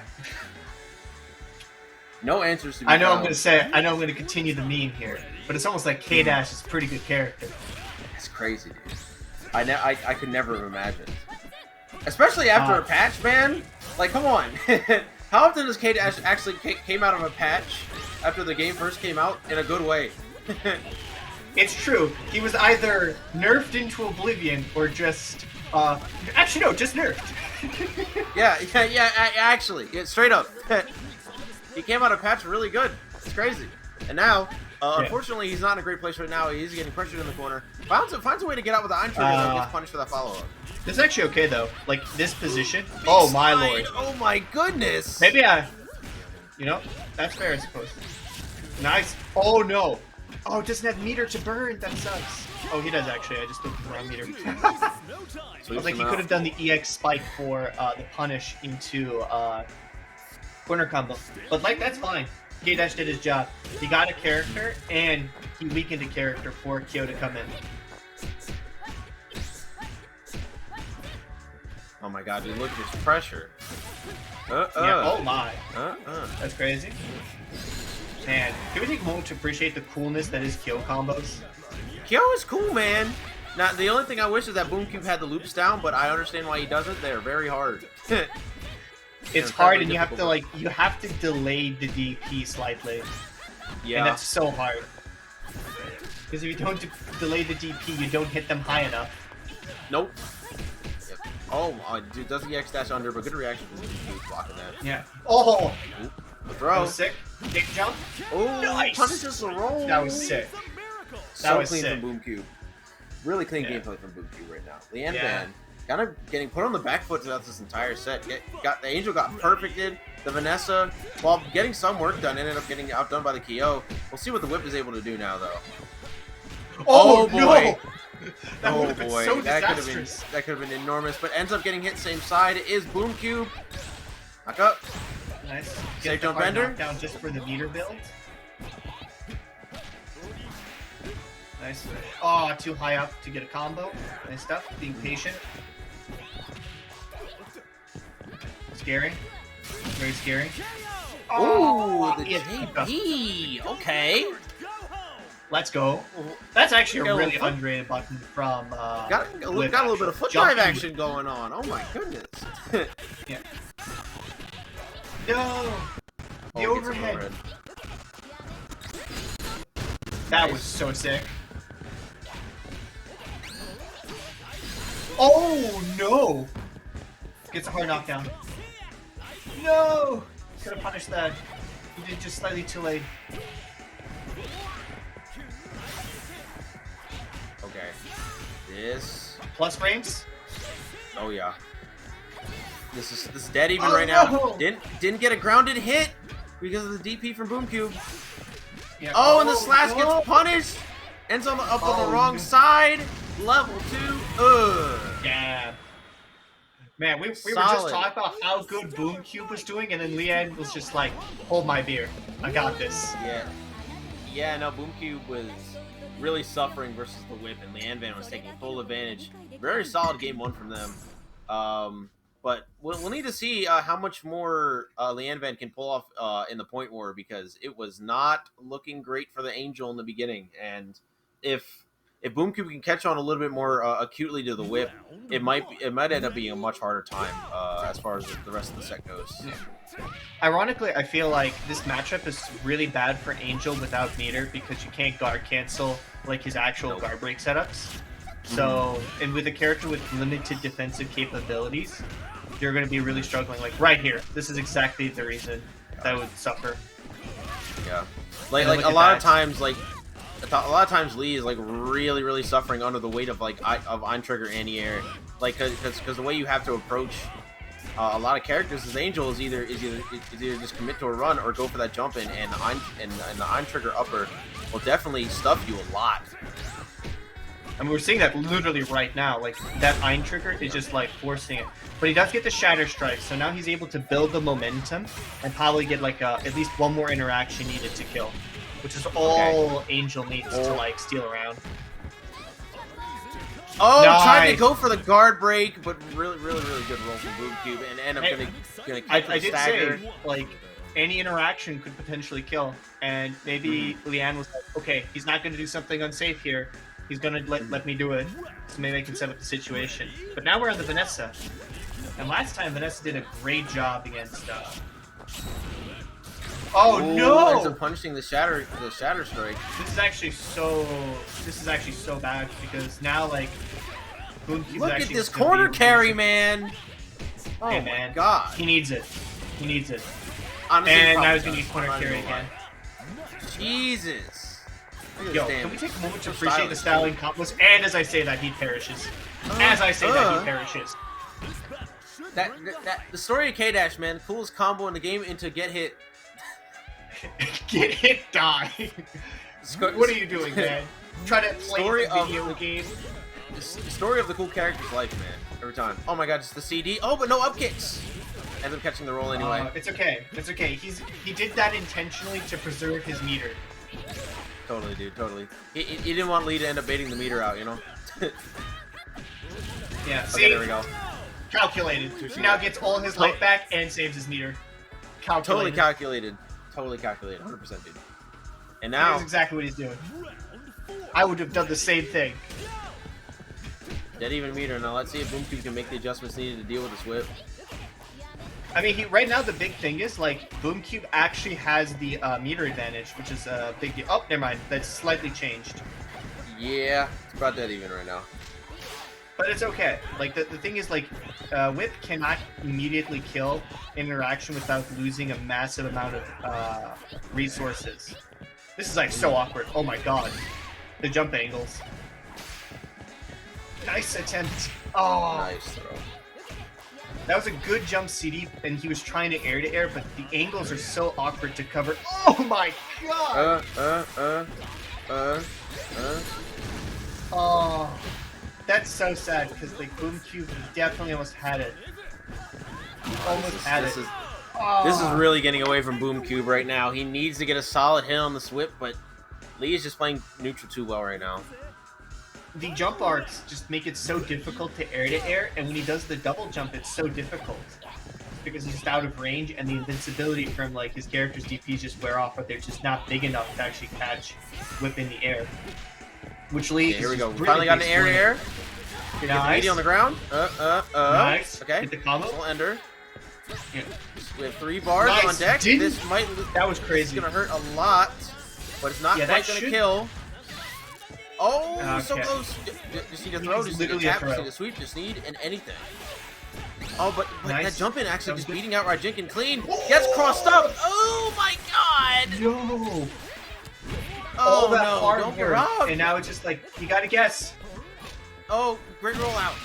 And good trade. Boomcube clutching the jump D. Oh my god, clutching the game. The jump D saved Boomcube like the god button it is.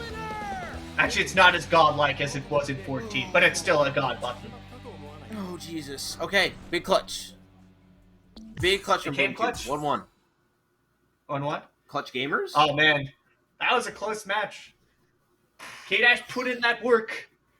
He did. Joe put in that work, but it was just the unfortunate situation of like, man, looks doing pretty good here. Okay. Nice. All right. Not good. Not good. That confirmed was godlike. That was actually Not godlike great. confirmed. Not great for Boomcube, but great rollout. Now we got the pressure. Another jump CD. Oh, check the roll, but not with the right button. Oh, goodness. And gets it no. Yeah. Rough. Nice. Oh, this is gonna. Wow. I love that catches back rolling. You're back rolling against K-Dash. Dummy. How dare you? Unfortunate. It's a hard knockdown. Oh, and the safe jump from Lee. Oh, this is going to do it. It was so funny. We were initially talking about how good K-Dash was doing against Angel, and that time it was just like, nah, Angel perishes you. The script has been flipped, dude. Leeanvan is not playing much cleaner on hell, and that's gonna make it much more difficult for Boomcube to make this happen. Blocks the overhead, but this makes it safe to follow it. I wonder how KO got turned around there. I'm genuinely curious on that part. Man. Sometimes better just not question it. KOF works in mysterious ways. It's true. It does. Oh my god, the overhead again. That converts. He's starting to. So good. He's starting to. Oh! Super. What the heck? Look at all this meter we have. Okay. Yep. No, not again! This is what happened so against Yurikov, dude. No. What's funny is I know exactly what happened. He inputted DP, but he pressed the light punch too early, so the light punch came out before the DP did. That is so unfortunate. Blocks overhead, but yeah, now it's hard. Oh my god, man, that is so rough for Boomcube. He had the kill right there. He could have charged level 2 and it would have done it. Oh, that's so unfortunately for him, we're now down to the anchor. 5 bars, but it's still gonna be tough, especially with Lee playing with so much momentum like this. Yeah, it should be okay. Like that. See? Yeah, he has to spend the just to be sure. Yeah. And no, he had to. Bars on it would deck. have been Pixel. It would have been Pixel life. He would have lived. You know, this isn't unreasonable. This is possible. Yeah. On paper, it's very hard, but oh my god, immediately with the area jump CD, good call. To be fair, Benny actually does pretty well against Vanessa because you have way better jump arcs, better air buttons, and better ability to contest neutral. Oh, the slasher just gets the jump out. Oh, try to whip punish Pain. Nice, good mash. That was actually an incredibly good mash, and good call out against Lee right there. Oh, catches the Shatter Strike startup. You are so done. You did not need to spend meter on that, but it is okay. Yeah. I think he wanted to be safe. You know what? That's fair. Yo, Benny gets full life. Benny has not lost a drop of health. Totally reasonable now. 3-bar whip. It's still not going to be easy, but this is just a dead even match at this point. And Boomcube is playing with all the momentum currently. Oh, nice jump in. No confirm though. And he did. He was able to do it against the whip earlier. Oh no! Punish from the DP. Oh, that's so rough, but it's fine. It's fine. It's still reasonable. So it's 2 bars. Yeah, it's 2 bars. And catch it with the low. This is it. Not got good. this. Nice. We get to save jump here. Oh, nice. Another. Oh my god. Is he doing another slicer. Oh my god. And now there's another bar. The next hit will absolutely do it. Whoa. And this is it. Boomcube clutching it. That was wild. Yo, he just OCV'd the entire team with Benny. Oh, man. That's wild. 2-1. That was Boomcube wild. with the big clutch. Oh, jeez, Leeanvan. Making it all happen with the on hell only for the Benny to come back from the depths. I guess it's true. Benny Maru is the king of fighters, 15-time returning champion. Oh, dude. Remember, Benny Maru is the king of fighters, 15-time returning champion. Hold it down the fort. Alright, guys. That was an amazing set. But unfortunately, we're going to be taking a quick break. And when we come back, winners finals, Yurikov versus JuanKOF. We'll be back in a few minutes. See you guys then. I do feel like before we leave, I must preface this and continue this. Benny Maru might be actually a good character. Maybe. Just maybe. Just a tad. Just a tad. God, that ground bounce was sick. That ground bounce change was so sick for him. So sick. We out.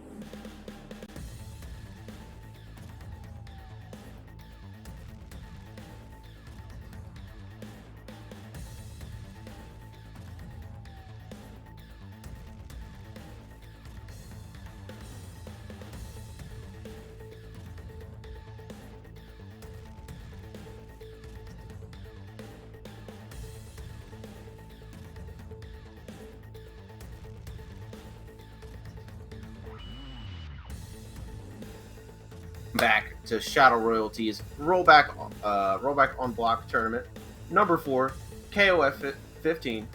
We're going to be coming back at you immediately with our winners final set. JuanKOF versus Yurikov. Should be a really fun set. I'm sure these guys have played multiple times. JuanKOF, wild player, just definitely forfeit to the ideal of the just do it policy. My man will throw out that DP. He will throw out that button. He will do a quick jump in. He is not afraid of you, ever. Yurikov, another. I think I'd also put him in that category as well, just with some of the options he chooses and some of the things that he does. It's just kind of the way of the game almost. I mean, KOF does encourage that a lot of the times. A lot of safe moves, a lot of like strong pressure tools. Oh, that's interesting. He goes with the Gato Rock Cronin. That's interesting. This team back. I believe this was the team that Juan played versus StaticGorilla, if I'm correct. Yes, he did. Mm-hmm. He changed. No. He had Kula. He had Kula instead of Cronin. Oh, okay. All right. Word. Yeah. Word. All right. Let's get a game one here. You good?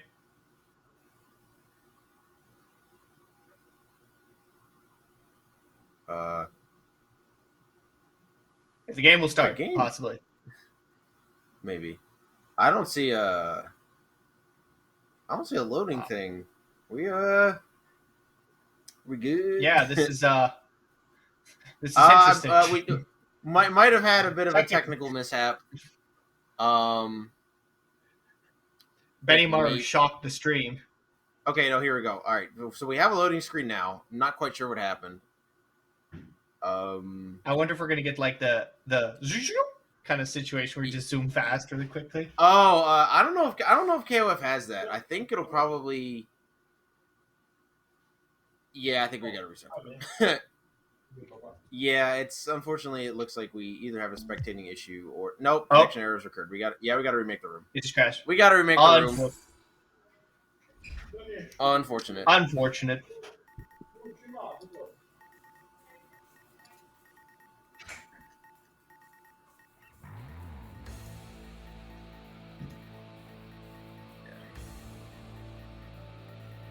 Yeah, we're gonna have to get that room reset for you guys. But once again, these guys, two people who have played each other a lot, two very, very strong players, two players who are just strong enough to take any tournament on their own time.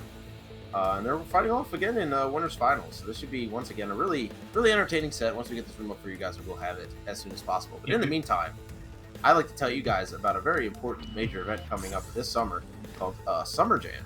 Summer Jam 2022 happening this August 19th to August 22nd of 2022 happening over at the Cherry Hill Hotel in Cherry Hill. We got Alpha 2, Alpha 3, BB Tag, DNF, Dragon Ball, Gwed, Gramble Fantasy Versus, Guilty Gear XR, Guilty Gear Strive, King of Fighters 15, Melty Blood, Mortal Kombat 11, Mortal Kombat X, and Persona 4. You guys do not want to miss this event. So many games, so much to be played, and so much fun to be had. So make sure you guys go over and sign up for that and come through August 19th. I hope to see you there. Also, make sure you guys follow us on Twitter, ShadowRoyaltyGG, twitter.com/ShadowRoyaltyGG, so you guys can keep up with when we're hosting tournaments, as well as whatever else we may be doing. Appreciate that. And finally, make sure you guys check out the Match Arena, and make sure you guys claim all those codes. If you guys are in chat, I would really appreciate if you guys went over and claimed more of those codes. We still have 47 out of our 50 codes remaining to contribute to the pot. Each time you claim one of those codes, you add 25 cents for free. And there are also some sponsor quests going on down the bottom right, in which you can also add money to the prize pool for free. Or if you would so prefer, donate to the Match Arena directly to help support these wonderful players who are giving us such a show right now. So, once again, thank you, Match Arena. Thank you guys for watching. Let's get on to the set, man, because it sounds like we are. It sounds like we're just about ready to get started.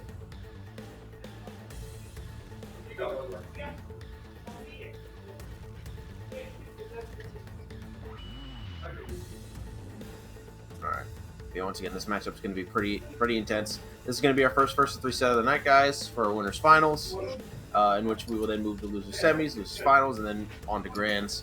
And we will see who's going to move on to that in the coming moments. So make sure you guys stay tuned in, and we will show you a match that you will not forget. I promise.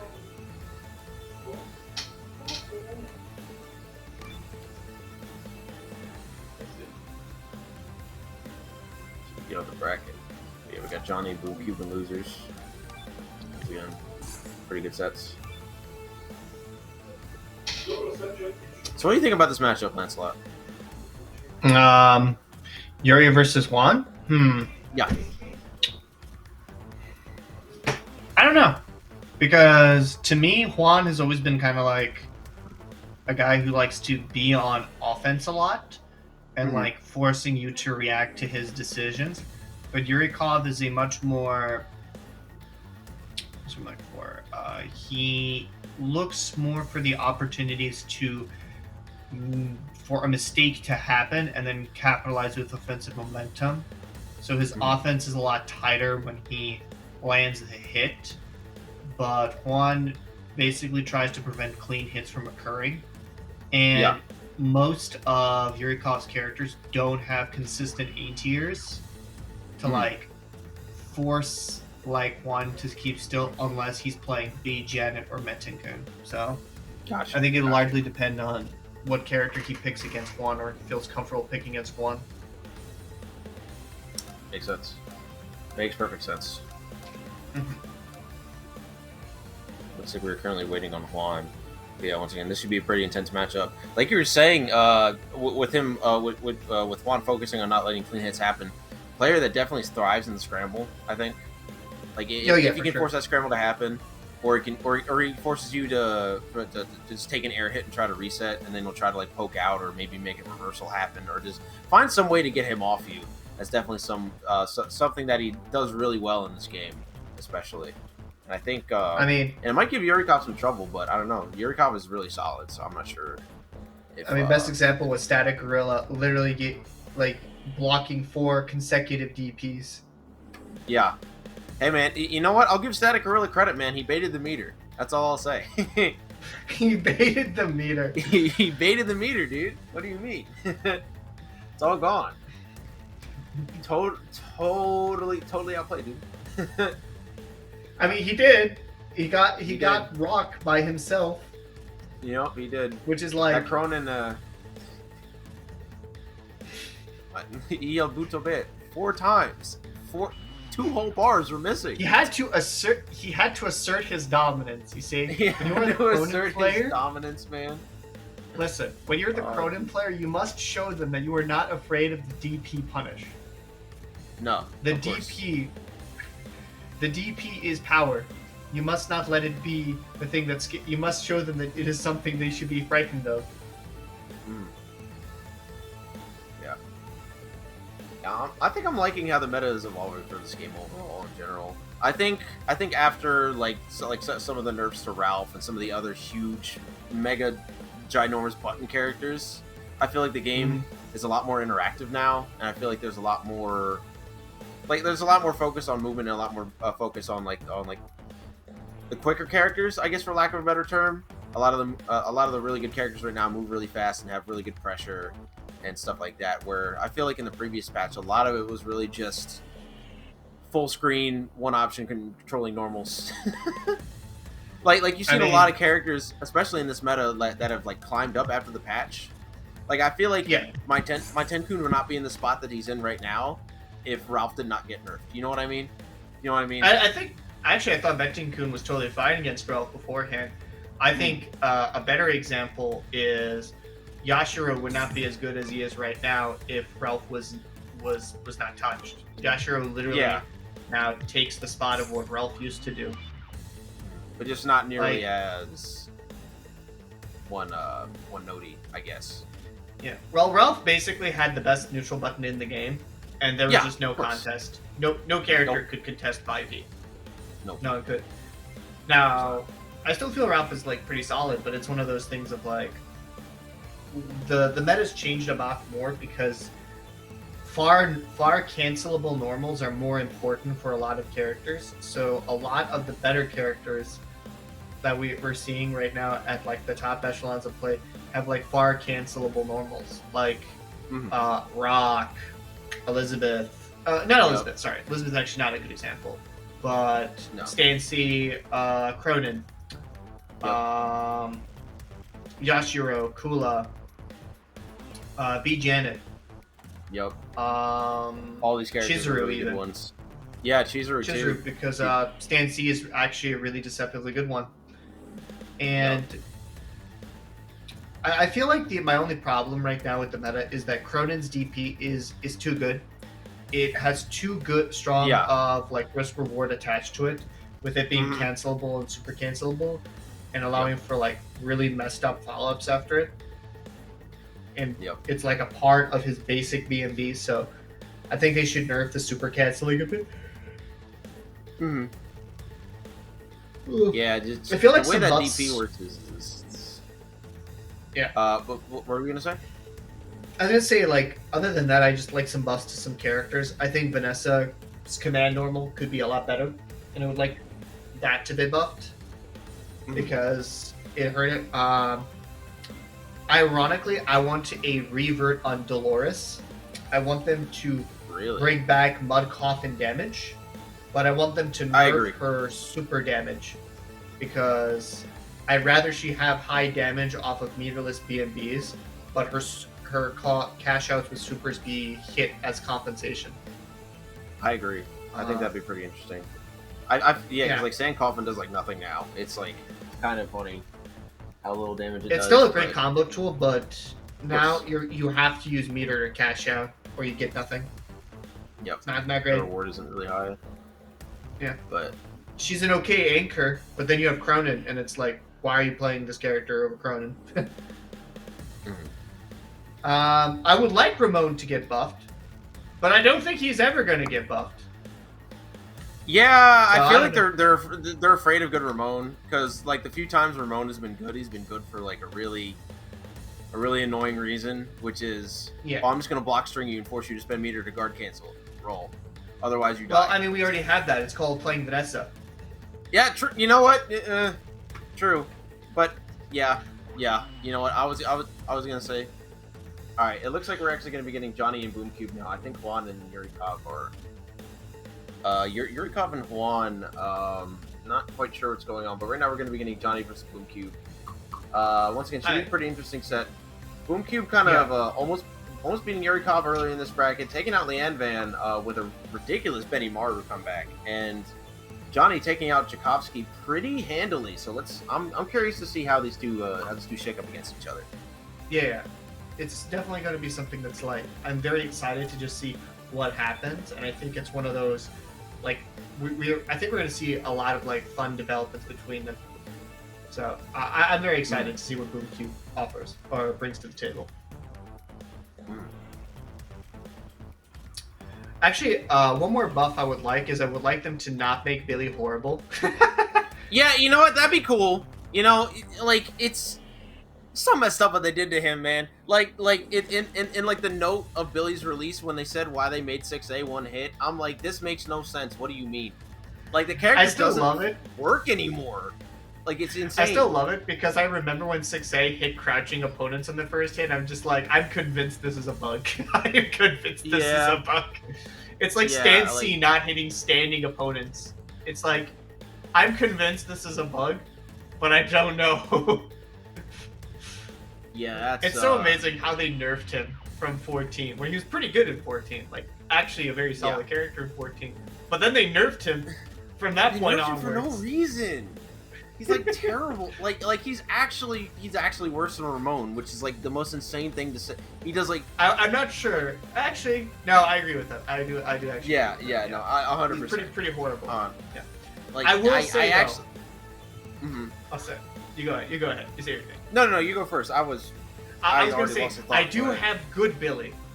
They're cold whip. True. Hey, I have a fucked up cross-up button. I have good buttons in neutral. I have actually like pretty basic but effective mix-ups. I have a consistent reversal to snipe you from the air. It's literally just 98 EX Billy. It's like, I'm good with this. I'm okay with this. And so it's like, I don't have to wait long. I don't have to wait for Billy to be good. They're right there. Yep. It would be nice to actually play Billy, though, and not feel like, man, it's a character. Yeah.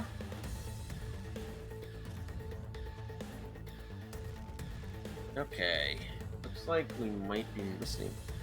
Wait. All right. Boomcube is on his way. We're about to get our next set. Boomcube versus Johny. Once again, make sure you guys stick around for that. But in the meantime, I want to tell you guys about our fine, handy-dandy major over here in the greater Philadelphia area, which is Summer Jam. Summer Jam, an event going to be happening August 19th to the 22nd of this year, 2022, Cherry Hill Hotel, 2349 Marlton Pike West, Cherry Hill, New Jersey. Make sure you guys come out to that address on that day for a bunch of different fighting game events. If you guys can enter, there are so many games to enter, so much to play, so much fun to have. And if you guys want to come through, maybe compete, maybe do well, make sure you guys come through that event. We'd appreciate it. All right, finally, we're going to be getting into our set here. Johny versus Boomcube at character select. Johny, as I mentioned earlier, handily taking the win over Chekofsky in his last loser set pretty solidly, and then Boomcube once again having that really clutch set versus Leeanvan. So we'll see if Boomcube is able to carry that momentum into this set. This is interesting. Ready for a battle of titans. See, this is interesting because I always find K-Dash versus Kula funny because it's like the absolute paradoxical shift. Kula's like okay, long, close, and long range. She's amazing in the mid range. It's the complete paradoxical effect of like K-Dash. Yep. So funny. Yep. Nice confirm. Wow. The man really out here be mashing. Oh yeah. Oh no. TP. Gonna end that combo off.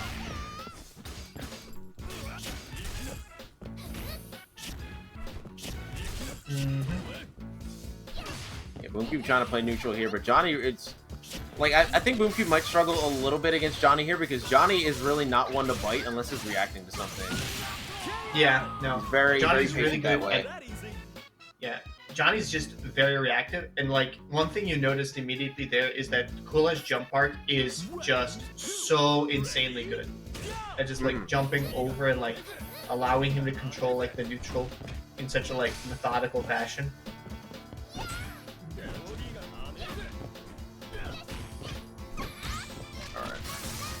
Alright, nice. You're gonna nice low poke. Johny taking just a huge lead here. Yeah, and he literally gets the meter back he spent to start the combo. Crazy. Bodega. Put in the corner, nice throw. Bodega. I like it. Listen, I too enjoy my neutral skip low profiling low that also hits twice for easy hit confirms. True. Oh my goodness. Oh my god, Johny. Johnny is mad lad Johny. Getting everything that he wants right now. And this is versus 2, man. Nice, it that's so good. Life. He's not able to make this happen, but he looks like he's getting these up kicks. Yeah, does he get the combo? Oh, he didn't do the EX for the follow-up. Oh, and unfortunately not going to be able to clutch that one out the jump D so fast. Man, and Boomcube down to his last. Cool jump D is such an infuriating button. Such an infuriating button. It's a god tier air to air. It's a god tier air to ground. That button is so good. That being said, though, I do think that like Boomcube has made a harder comeback literally today, so I think he might be able to do this. Oh, for sure, it's possible. And Benny Mars is a pretty flexible character, so it's not like a thing he can't really do. It's just the risk reward when the Cronin comes onto the screen is much bigger. It's gonna be rough, yeah.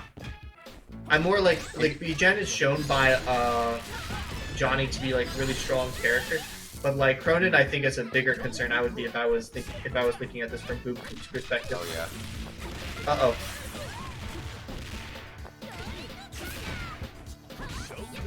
Nice. Oh yeah, not a great spot for Boomcube. He needs to get out.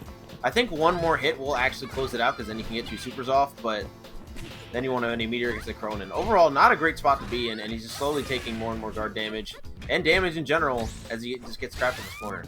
Nice DP. Yeah. Nice. Very Goes plus. for plus frames. I respect it. Yep. Nice. No match coming up from Johny there.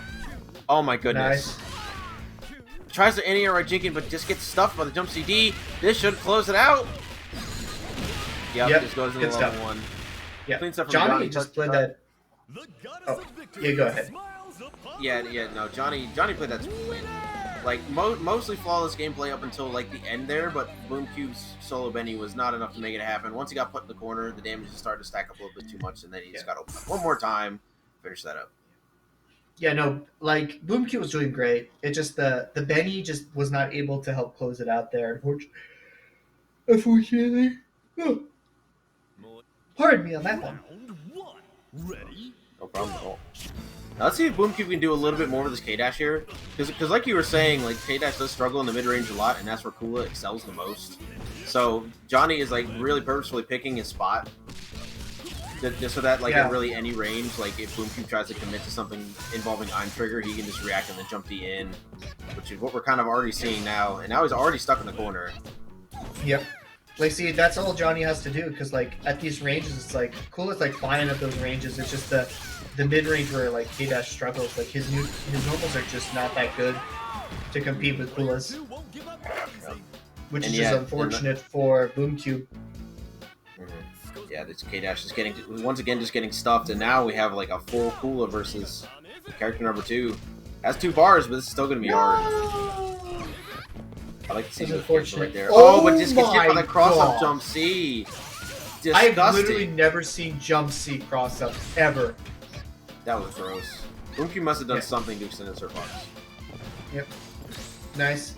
Boomcube realizing offensive time. Let's go. Let's go. Oh, no! The jump out. Nice. Man, Boomcube's playing such a nice and compact version of Go. Just trying to make sure he plays it really clean here because he has to against Kula. Good. Nice. Just stopping Johnny from jumping. Just be like, nope, I'm gonna stop it. They're not converting anything. Nice. Unfortunate. Kula crouch B, man. Kula crouch B. The most vile enemy to anyone who wants to play neutral. Kula crouch B. Yep.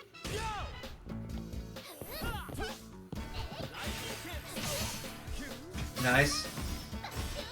Doesn't go for the Gyre Pants or roll for the punish. Yep. Probably just trying to preserve the meter to make sure that he has enough against B. Janet.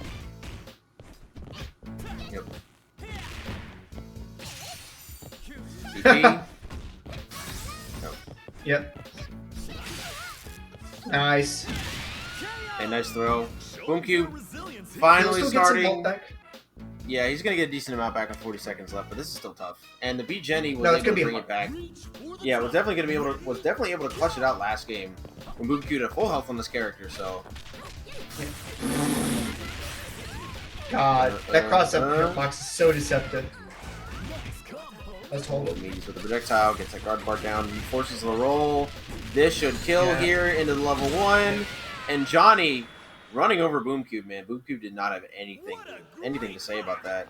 Rough stuff. Yeah. It's unfortunate, but, like, Johnny just, like, played that so patiently. Like, especially at the very end, we just saw what Johnny was doing, which is, like, he did projectile was plus, did a small tick, and just, like, sat there, did nothing, was like, I'm going to wait for you to do something. You have to do something. Yep. So, yeah, and like, it all started at the beginning, right? With that first matchup, that Kula versus that K-Dash. That K-Dash got nothing started in both games. And it was just rough for Boomcube to even consider doing any options in neutral because no matter what he would throw out, he would get stuffed in the mid-range. And as long as Johnny was just sitting in that space, there's really little he could do.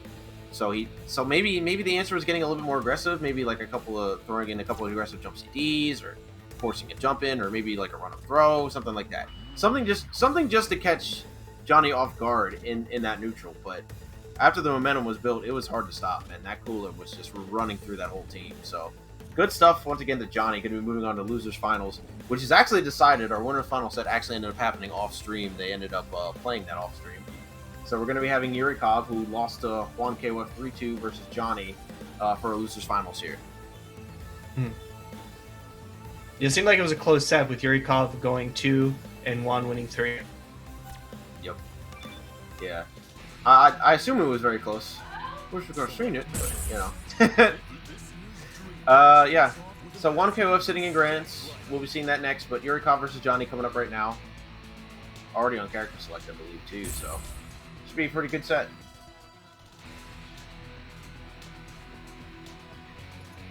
Select order. Alright, let's see what Yurikov goes with here. He is going to go with the Monten-kun this time. Johny. I feel like obviously gonna Metin-kun actually has a pretty good shot against the other two, and also Metin-kun just risk reward with dash punch with meter is just so much higher. So that makes sense. They would do it. Like Metin-kun is just that character where if he gets that hit, he will make you regret every decision you've made in your entire life. Oh, absolutely. And I kind of like that he's matching the position with the Cronin here, because Cronin might have to actually just be the initiator in that matchup. It's actually going to be pretty difficult absolutely. for Cronin to play the defensive game, because Yurikov doesn't really have a reason to jump at Cronin most of the time. So we'll see what ends up happening there. But the problem is that you can just wall off your approach and just press 2C. Yep. Absolutely. Ah, yes. Right, yeah, Elegant neutral. Love to see it. Love to see a different Nice. I really like Yurikov's just active approach to neutral. Nice. Too high up to get the confirm from the jump D, but still able to control the neutral space. Yep. That cross-up hitbox with jump B, man. Yep. They're just wailing at each other so hard with jump B. Yeah, man. I mean that's kind of this matchup, man. Like when you see mirrors with characters who have this kind of play style, you're gonna see a lot of just really active movement. Them abusing their best moves, at each other. Yeah. Oh yeah, of course. It's only until game 2 where we start seeing them picking weirder options, and yeah, really good catch right there. Ironically, getting hit might be better for Yurikov because now he gets his guard gauge back. Yep. And look at that. Johny just does not have meter. Yeah, Johny does not have meter against Yurikov, but that's okay. Get the pressure. Too close to the corner. Get a delay. Oh my no. goodness, great block from Johny. Gonna end up clutching that against Yurikov. Not gonna have that much HP, but winning that point war definitely gonna matter. I mean, right now, Yurikov has the meter advantage going into it. Even if because he's just gonna be able to successfully get like right there. Okay, finally. Someone checked buttons. And someone was actually finally able to. Yeah. Like, because like now, like going into this round, he has 0.5 meter advantage going into like the set against Johny. Oh no, it's a little bit more than 0.5. So, I do actually think like Luong is actually decently well equipped to actually deal with Kula, because you have jump CD, Genki A, stand CD, 2D. Like the only problem with Luong is actually just like lackluster reversal options. So the offense is much scarier. As I'm saying that Yurikov is just getting hit. Unfortunate. Unfortunate. Man, I need to stop talking. Over time. Yeah, I mean, like, dude, like, Kula 2B hit is just a fact of life. Sometimes it's gonna happen. You're not wrong. You just gotta hold that. You're not wrong. Down to I have to hold. Oh, don't backdash against Metin-kun. You have the audacity to do that, my guy. That was a perfect top from Johny too, by the way. Really good awareness with the fireball. Yeah. Just these hop Ds, man. Really hard to actually hit Kula there. It's like... Oh, no! Oh, no! Oh, this is gonna hurt. Oh, Jesus. Oh, my goodness. Good damage. Yeah, it's pretty good damage. Some might say cool. Some might say that's a really unfortunate situation.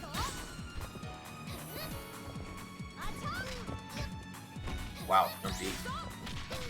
Oh, nice. Great punish. DP, super, Dunzo.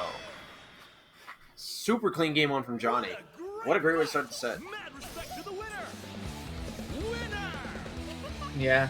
No, like, it was starting looking pretty good for Yurikov, and then Kula just came in and be like, it's my time. I got this. Yep. Okay, so he's going to order selection, so he's switching it up. Interesting.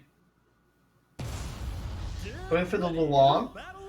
Maybe because he feels that the matchup is better. And I guess that makes sense because B-Gen does have like better A tiers against Kula. So like setting up the situation ahead of time might actually just be a better time to go. Oh yeah. And like, you know, Yuri does also have a little bit of experimentation because he still has he still has 3 games he needs to win. Yep. Also, on the other end for Yurikov, I'm gonna be honest. I don't want to play the mirror either. I'm gonna keep it a buck. I would not want to play this. Yeah, dude, mirrors are terrible. They suck. So bad. See, this is why I do the option select and play characters no one wants to play. That's why I play Gato. Yeah. All right, bro. Okay. All right, you can stop right there, citizen. You violated the law. Okay. Hey, he's a very uncommon, weak character. No one will play him. And the common weak character. I don't think weak and Gato can even be said in the same sentence. He's never. All right, whatever. You're right. I don't even care. Great Shadow Strike and Yurikov. All right, here we go. Yeah, no. So far, though, Yurikov is actually doing a much better job of controlling neutral, and like Johny is actually kind of struggling. It seems like it does not seem like that he has like a good answer to Luong as B-Jeanette right now. And this is I think the first match we've had with Johny on stream where Johny has actually lost the point where like just flat out lost. Yep. Ready, go. Nice. No, oh, but not gonna get the confirm. Doesn't even matter though because we got the mix up. We made the DP. We run up and throw. This the mix is happening. Jump CD. Mix is happening. Look at that. Oh my god. Crouch beat Kula. You're right. This is a fact of life. We have to accept it. Yep. Just don't. I know you can't really approach it on the ground, but just don't jump at her, bro. Just don't jump. And another 2B into Tatsu, man.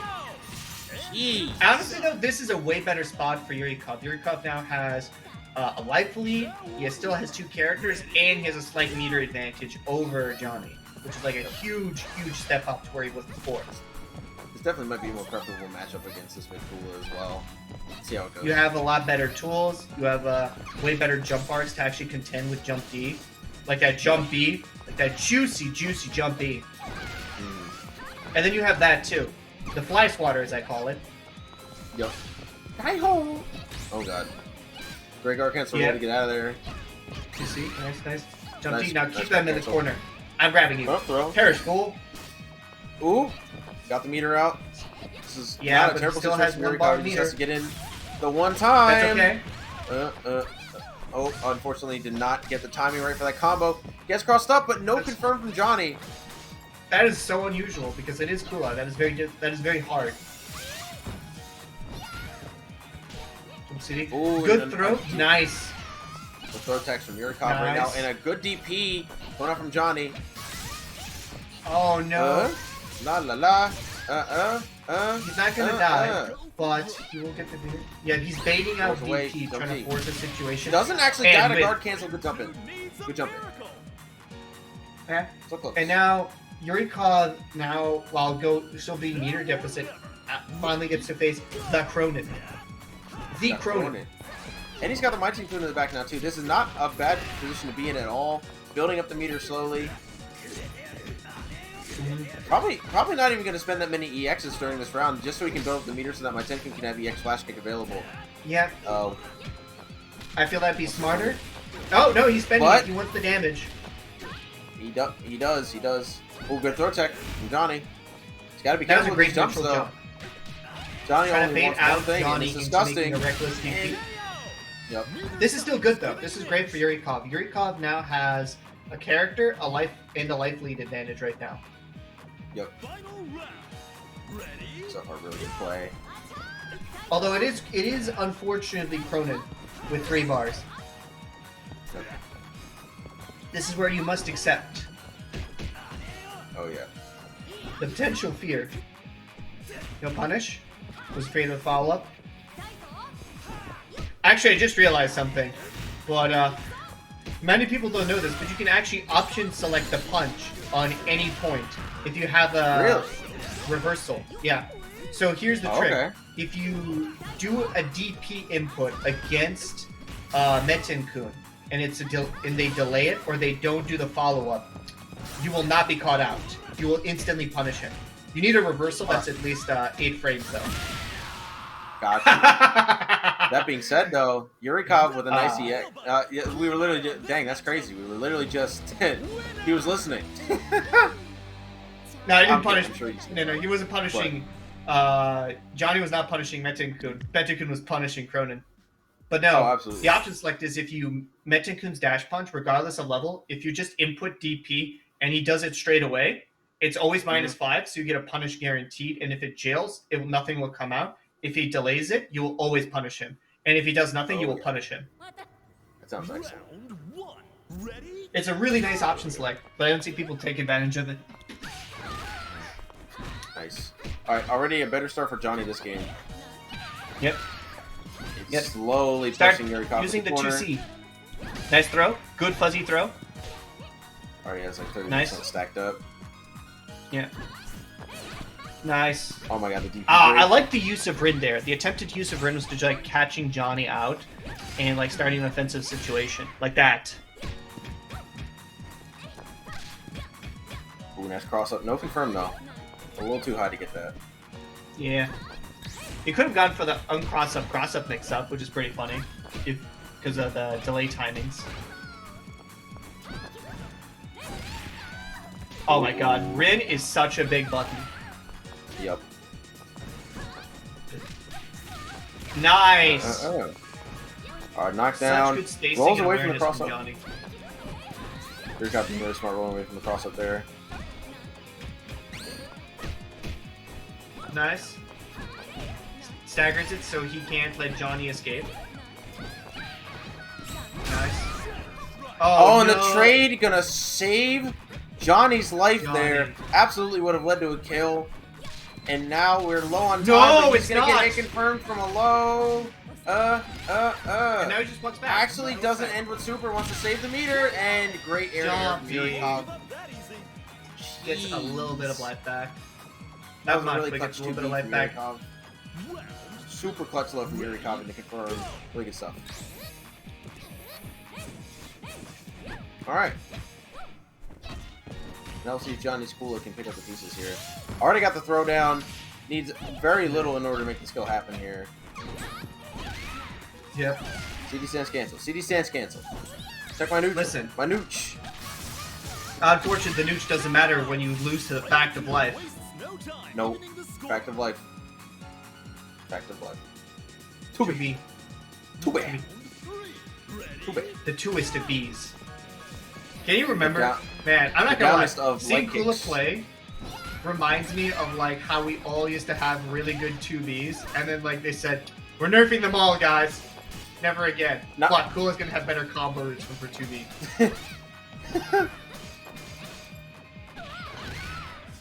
But she needs to use meter.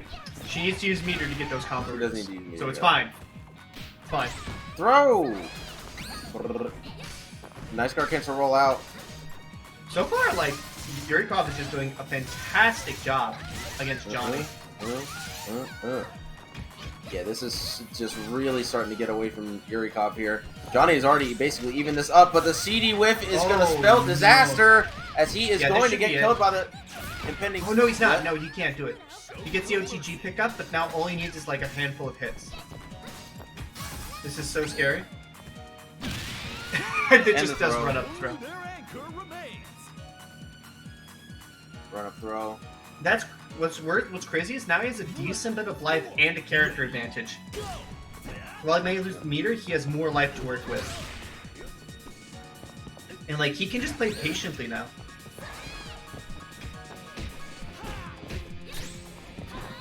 Just being patient, throwing out preemptive buttons to stop the hops from happening. Yep.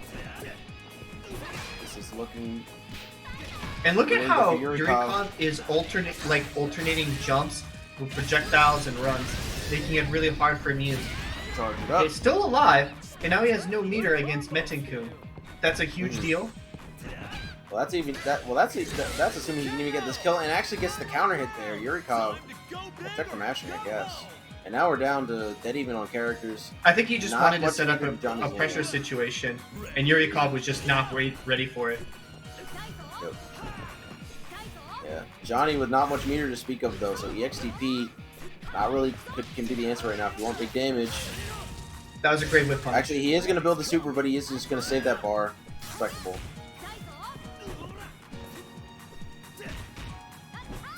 Yeah, just checking Yurikov with that 2C. Still a totally reasonable win, honestly. But if Yurikov gets one solid anti-air, it's going to be so much damage. Yeah, no, this is one of those, like, ironically, Johny has to be super safe. Yep, Johny has to be safe. Johny can't force anything here.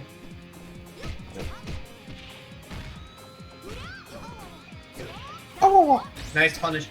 And, like, look, like, Johny wants to move. He does not want to be in the same positions against him. And Yurikov is just really expertly doing small hops and short hops to mix up his options. Oh no! That's dead. Disaster strikes! Oh, that was so close for Yurikov. That was so close. That was absolutely, like, it could have gone either way. God, the flash kick whiffing. It was so close to him, too. Unfortunate for him. Going to go down 2-1 now, and now Johny, one game away from moving on to Grands and taking on Juan. There is no waiting here. No. Yurikov. Yeah, Johnny's clearly picking the same characters, but I wonder who is, Oh! It's just going with the same team. No changes. Maybe he's going off to the main menu to clear his head. Maybe. Taking as much time as he needs in order to process what just happened and reset the old think tank. Respectable. Yeah.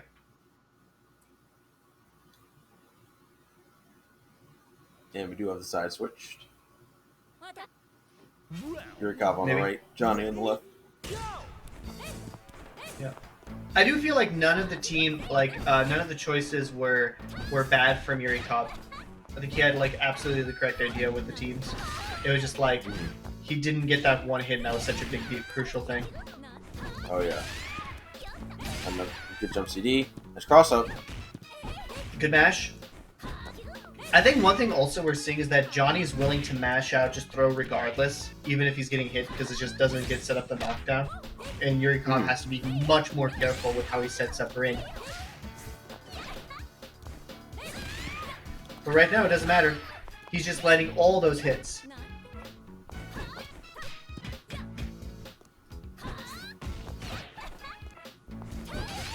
Backdash. Jump CD. DP super out. Good damage. Got Yurikov in the red. This is a little scary for Yurikov now. He should be able to live past one hit. Oh, jeez. Oh. Nice.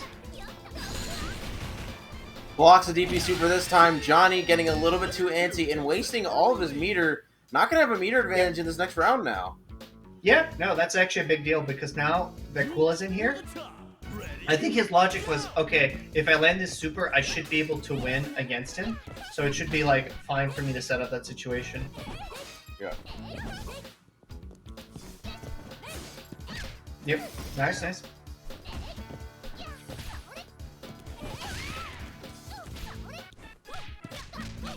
Nice! Gets the hit. It's actually a big deal. He's not going to be able to generate the hard knockdown and also get the damage. Yep. Huge potential win here. Nice. CD. Defensively uses the jump CD. So now he's going to be able to get the damage. Get the hard knockdown still. Yeah, Johnny's just like, no, I'm not taking that. Wow! He did instant hop jump A to just bait it out, but because he was so high up, he was minus and he just got the straight up punish with close save. That was crazy. Ready, go. Yeah, this is the best that Yurikov has done so far. Yep. And now, like... Round 0.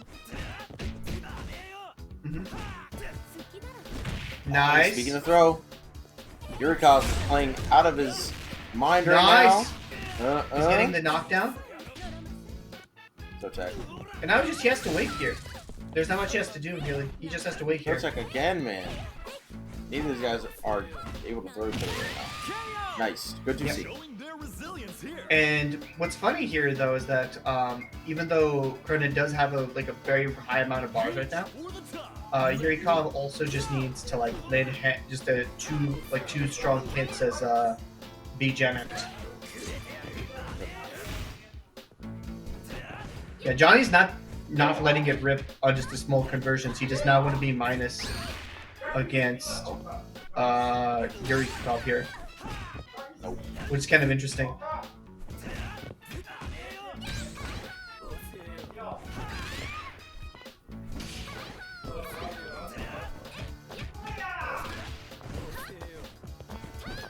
A lot of small, a lot of waiting.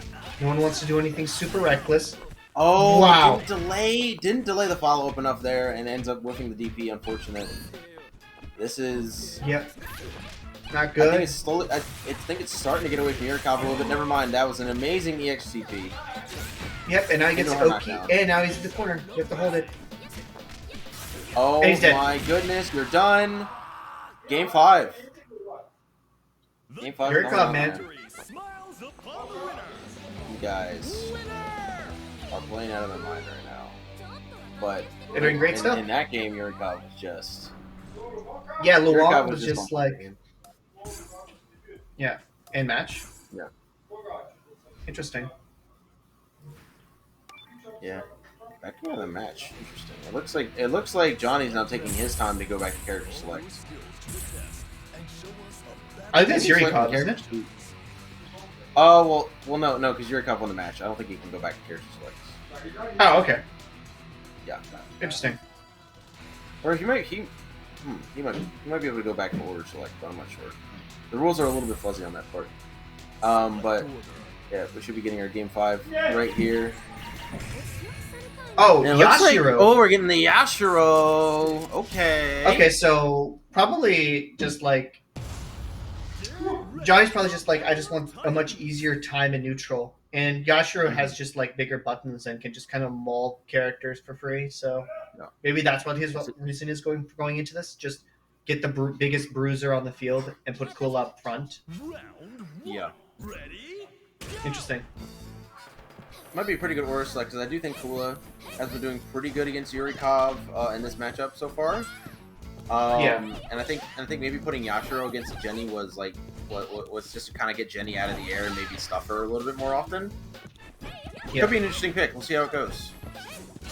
Yeah. Alright, Yurikov already so far, on the back great foot. stuff for Johnny. Yurikov on the back foot so hard right now. That being said, though, as I said, that he gets a hard knockdown. Yeah. Another CD. A back throw, so we can get this cross up. Oh, it actually hit same side. Amazing block from Johnny. Yeah. Wasn't close enough to get the full extension. But now only needs one hit, and that trade is going to go in the favor of Yurikov, or of Johnny. Damn it. Oops. That's okay. It can be a bit confusing because we did side switch like twice in this match. Yeah, it's a little messy over here. It's a little messy over here in Shadow Royalty City. Okay, nice cross up. Nice, good start though. This is a fantastic start. Gets the knockdown. Hold this. Fireball. And punishes for the 2B. Maybe not a fact of life. Pausers? No, that's a lie. We don't talk about that. That never happened. He did not get punished for 2B. That's impossible. Literally impossible. Yashiro on the field. Jump C? On the field. No. I was waiting for jump C. I want my brother button. Gets punished for jump CD instantaneously. Yurikov on point with that in-ear. Yep. Jump D. I guess that is fair. Jump D is a pretty good button. There we go, my boy. Jump C.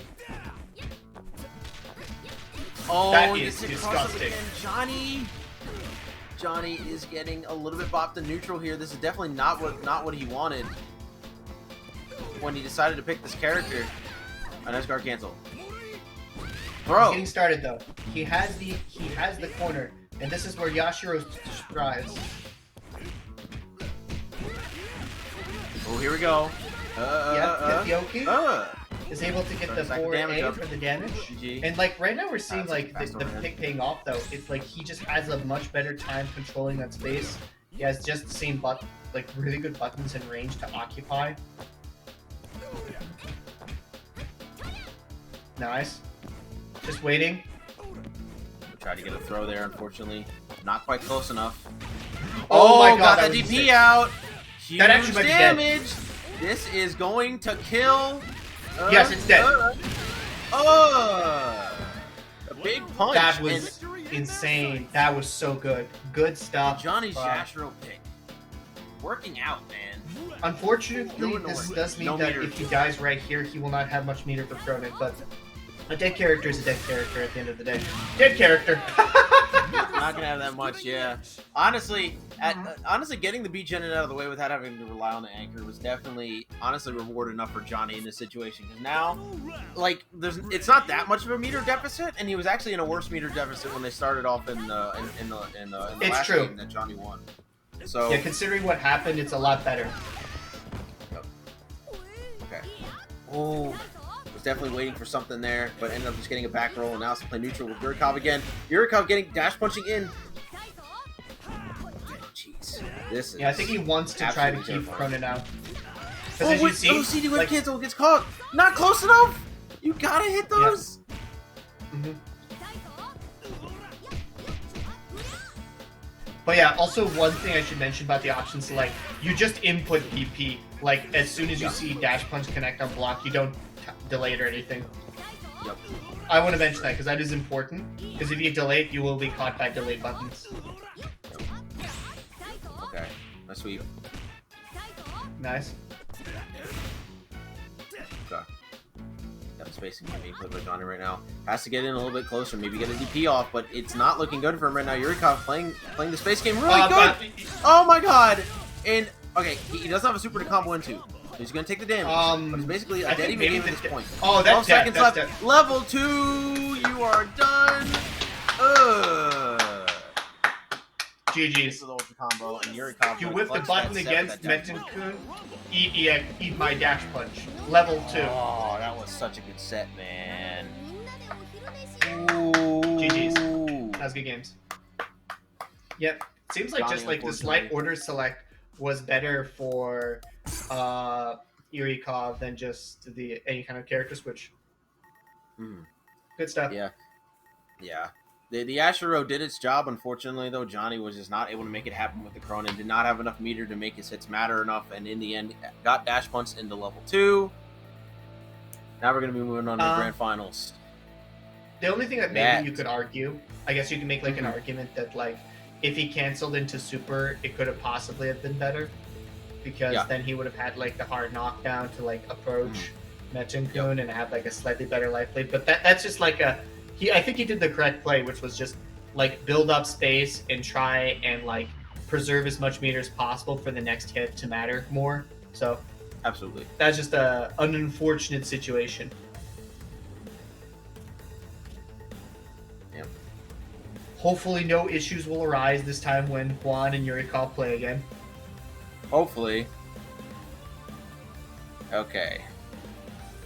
Alright, so hopefully we'll be getting that for you guys. But in the meantime, I want to tell you guys about our fancy little major over there in Cherry Hill.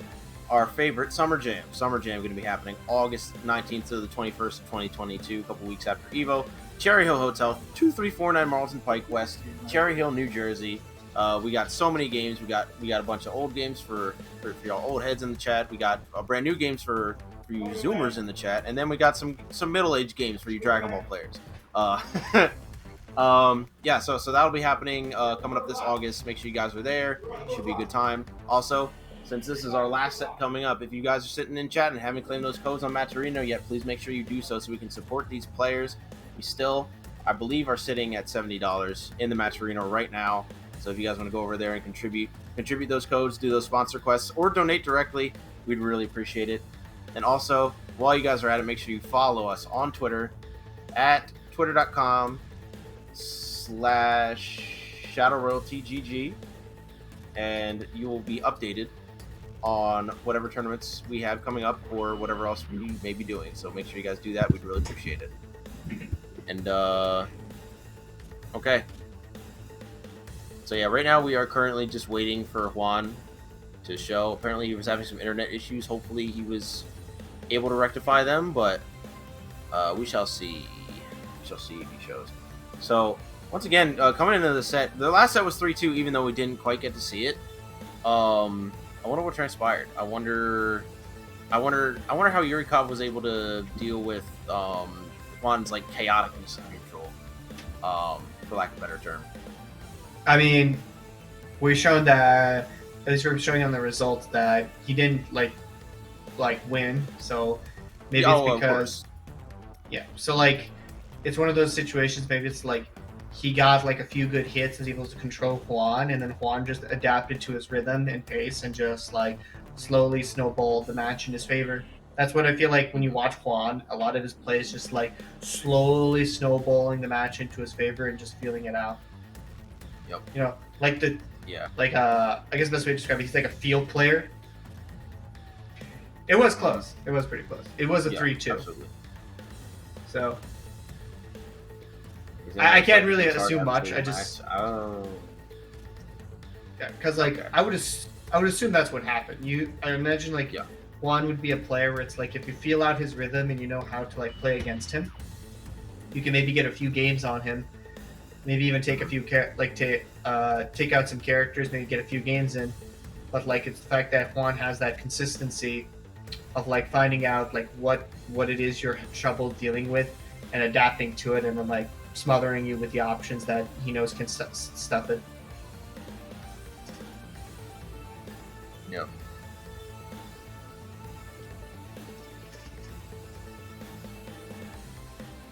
All right. Gotcha. All right, so we got a couple minutes here. If Juan shows, we will have a incredible grand final set for you guys, but if he does not, due to his connection, it will go to Yurikov by default, so we still have a few minutes left. So, you know, fingers crossed. Fingers crossed. We did add him, so hopefully he responds, but we shall see, we shall see. It's really unfortunate when stuff like that happens.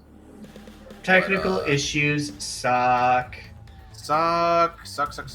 They're terrible. Not fun to deal with.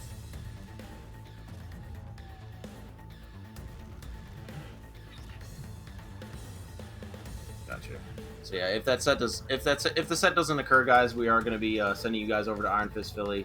They're running a a nice little Tekken 7 tournament. So if you guys are into that, should be a good time. What is it called? Offline Gulag. Yeah, Offline Gulag. They got a match arena over there. Also, too. Tekken World Tour is back. Woo! Yeah.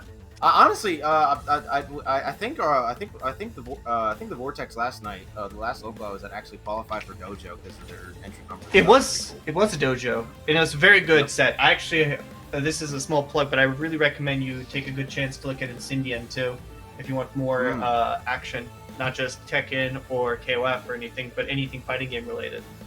They're really good. They're really good tournament, and I always like plugging them because they help me for my first set of commentary. Fun fact about me: I know none of you care about me. It's okay. Oh come on! Don't put yourself down like that. Come on, man. It's okay. I'm the king of self-deprecating humor. Okay, you know what? We're gonna have to have a contest on that one, but so. All right. But 1 minute remaining, and if Juan does not show up in that 1 minute, Yurikov will be I feel so sad for Juan. Yeah, I know. Me too. I really wanted to see them play, and then we had an opportunity to, and then they played it off stream, and then we have another opportunity to, and Juan is gone.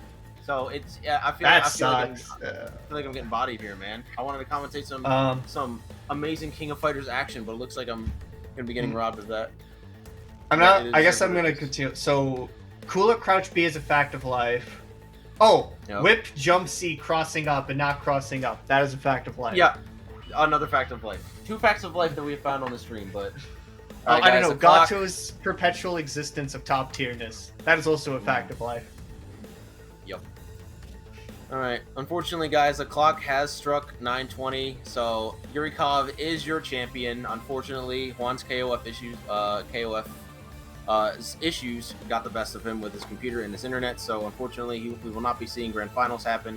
Yurikov is your champion, and we are going to be sending you guys over to Iron Fist Philly for the Gulag #2, which I believe also made Dojo by entrance. So if you guys want to go, make sure and check them out and support their match arena as well as ours, because I think there's still time.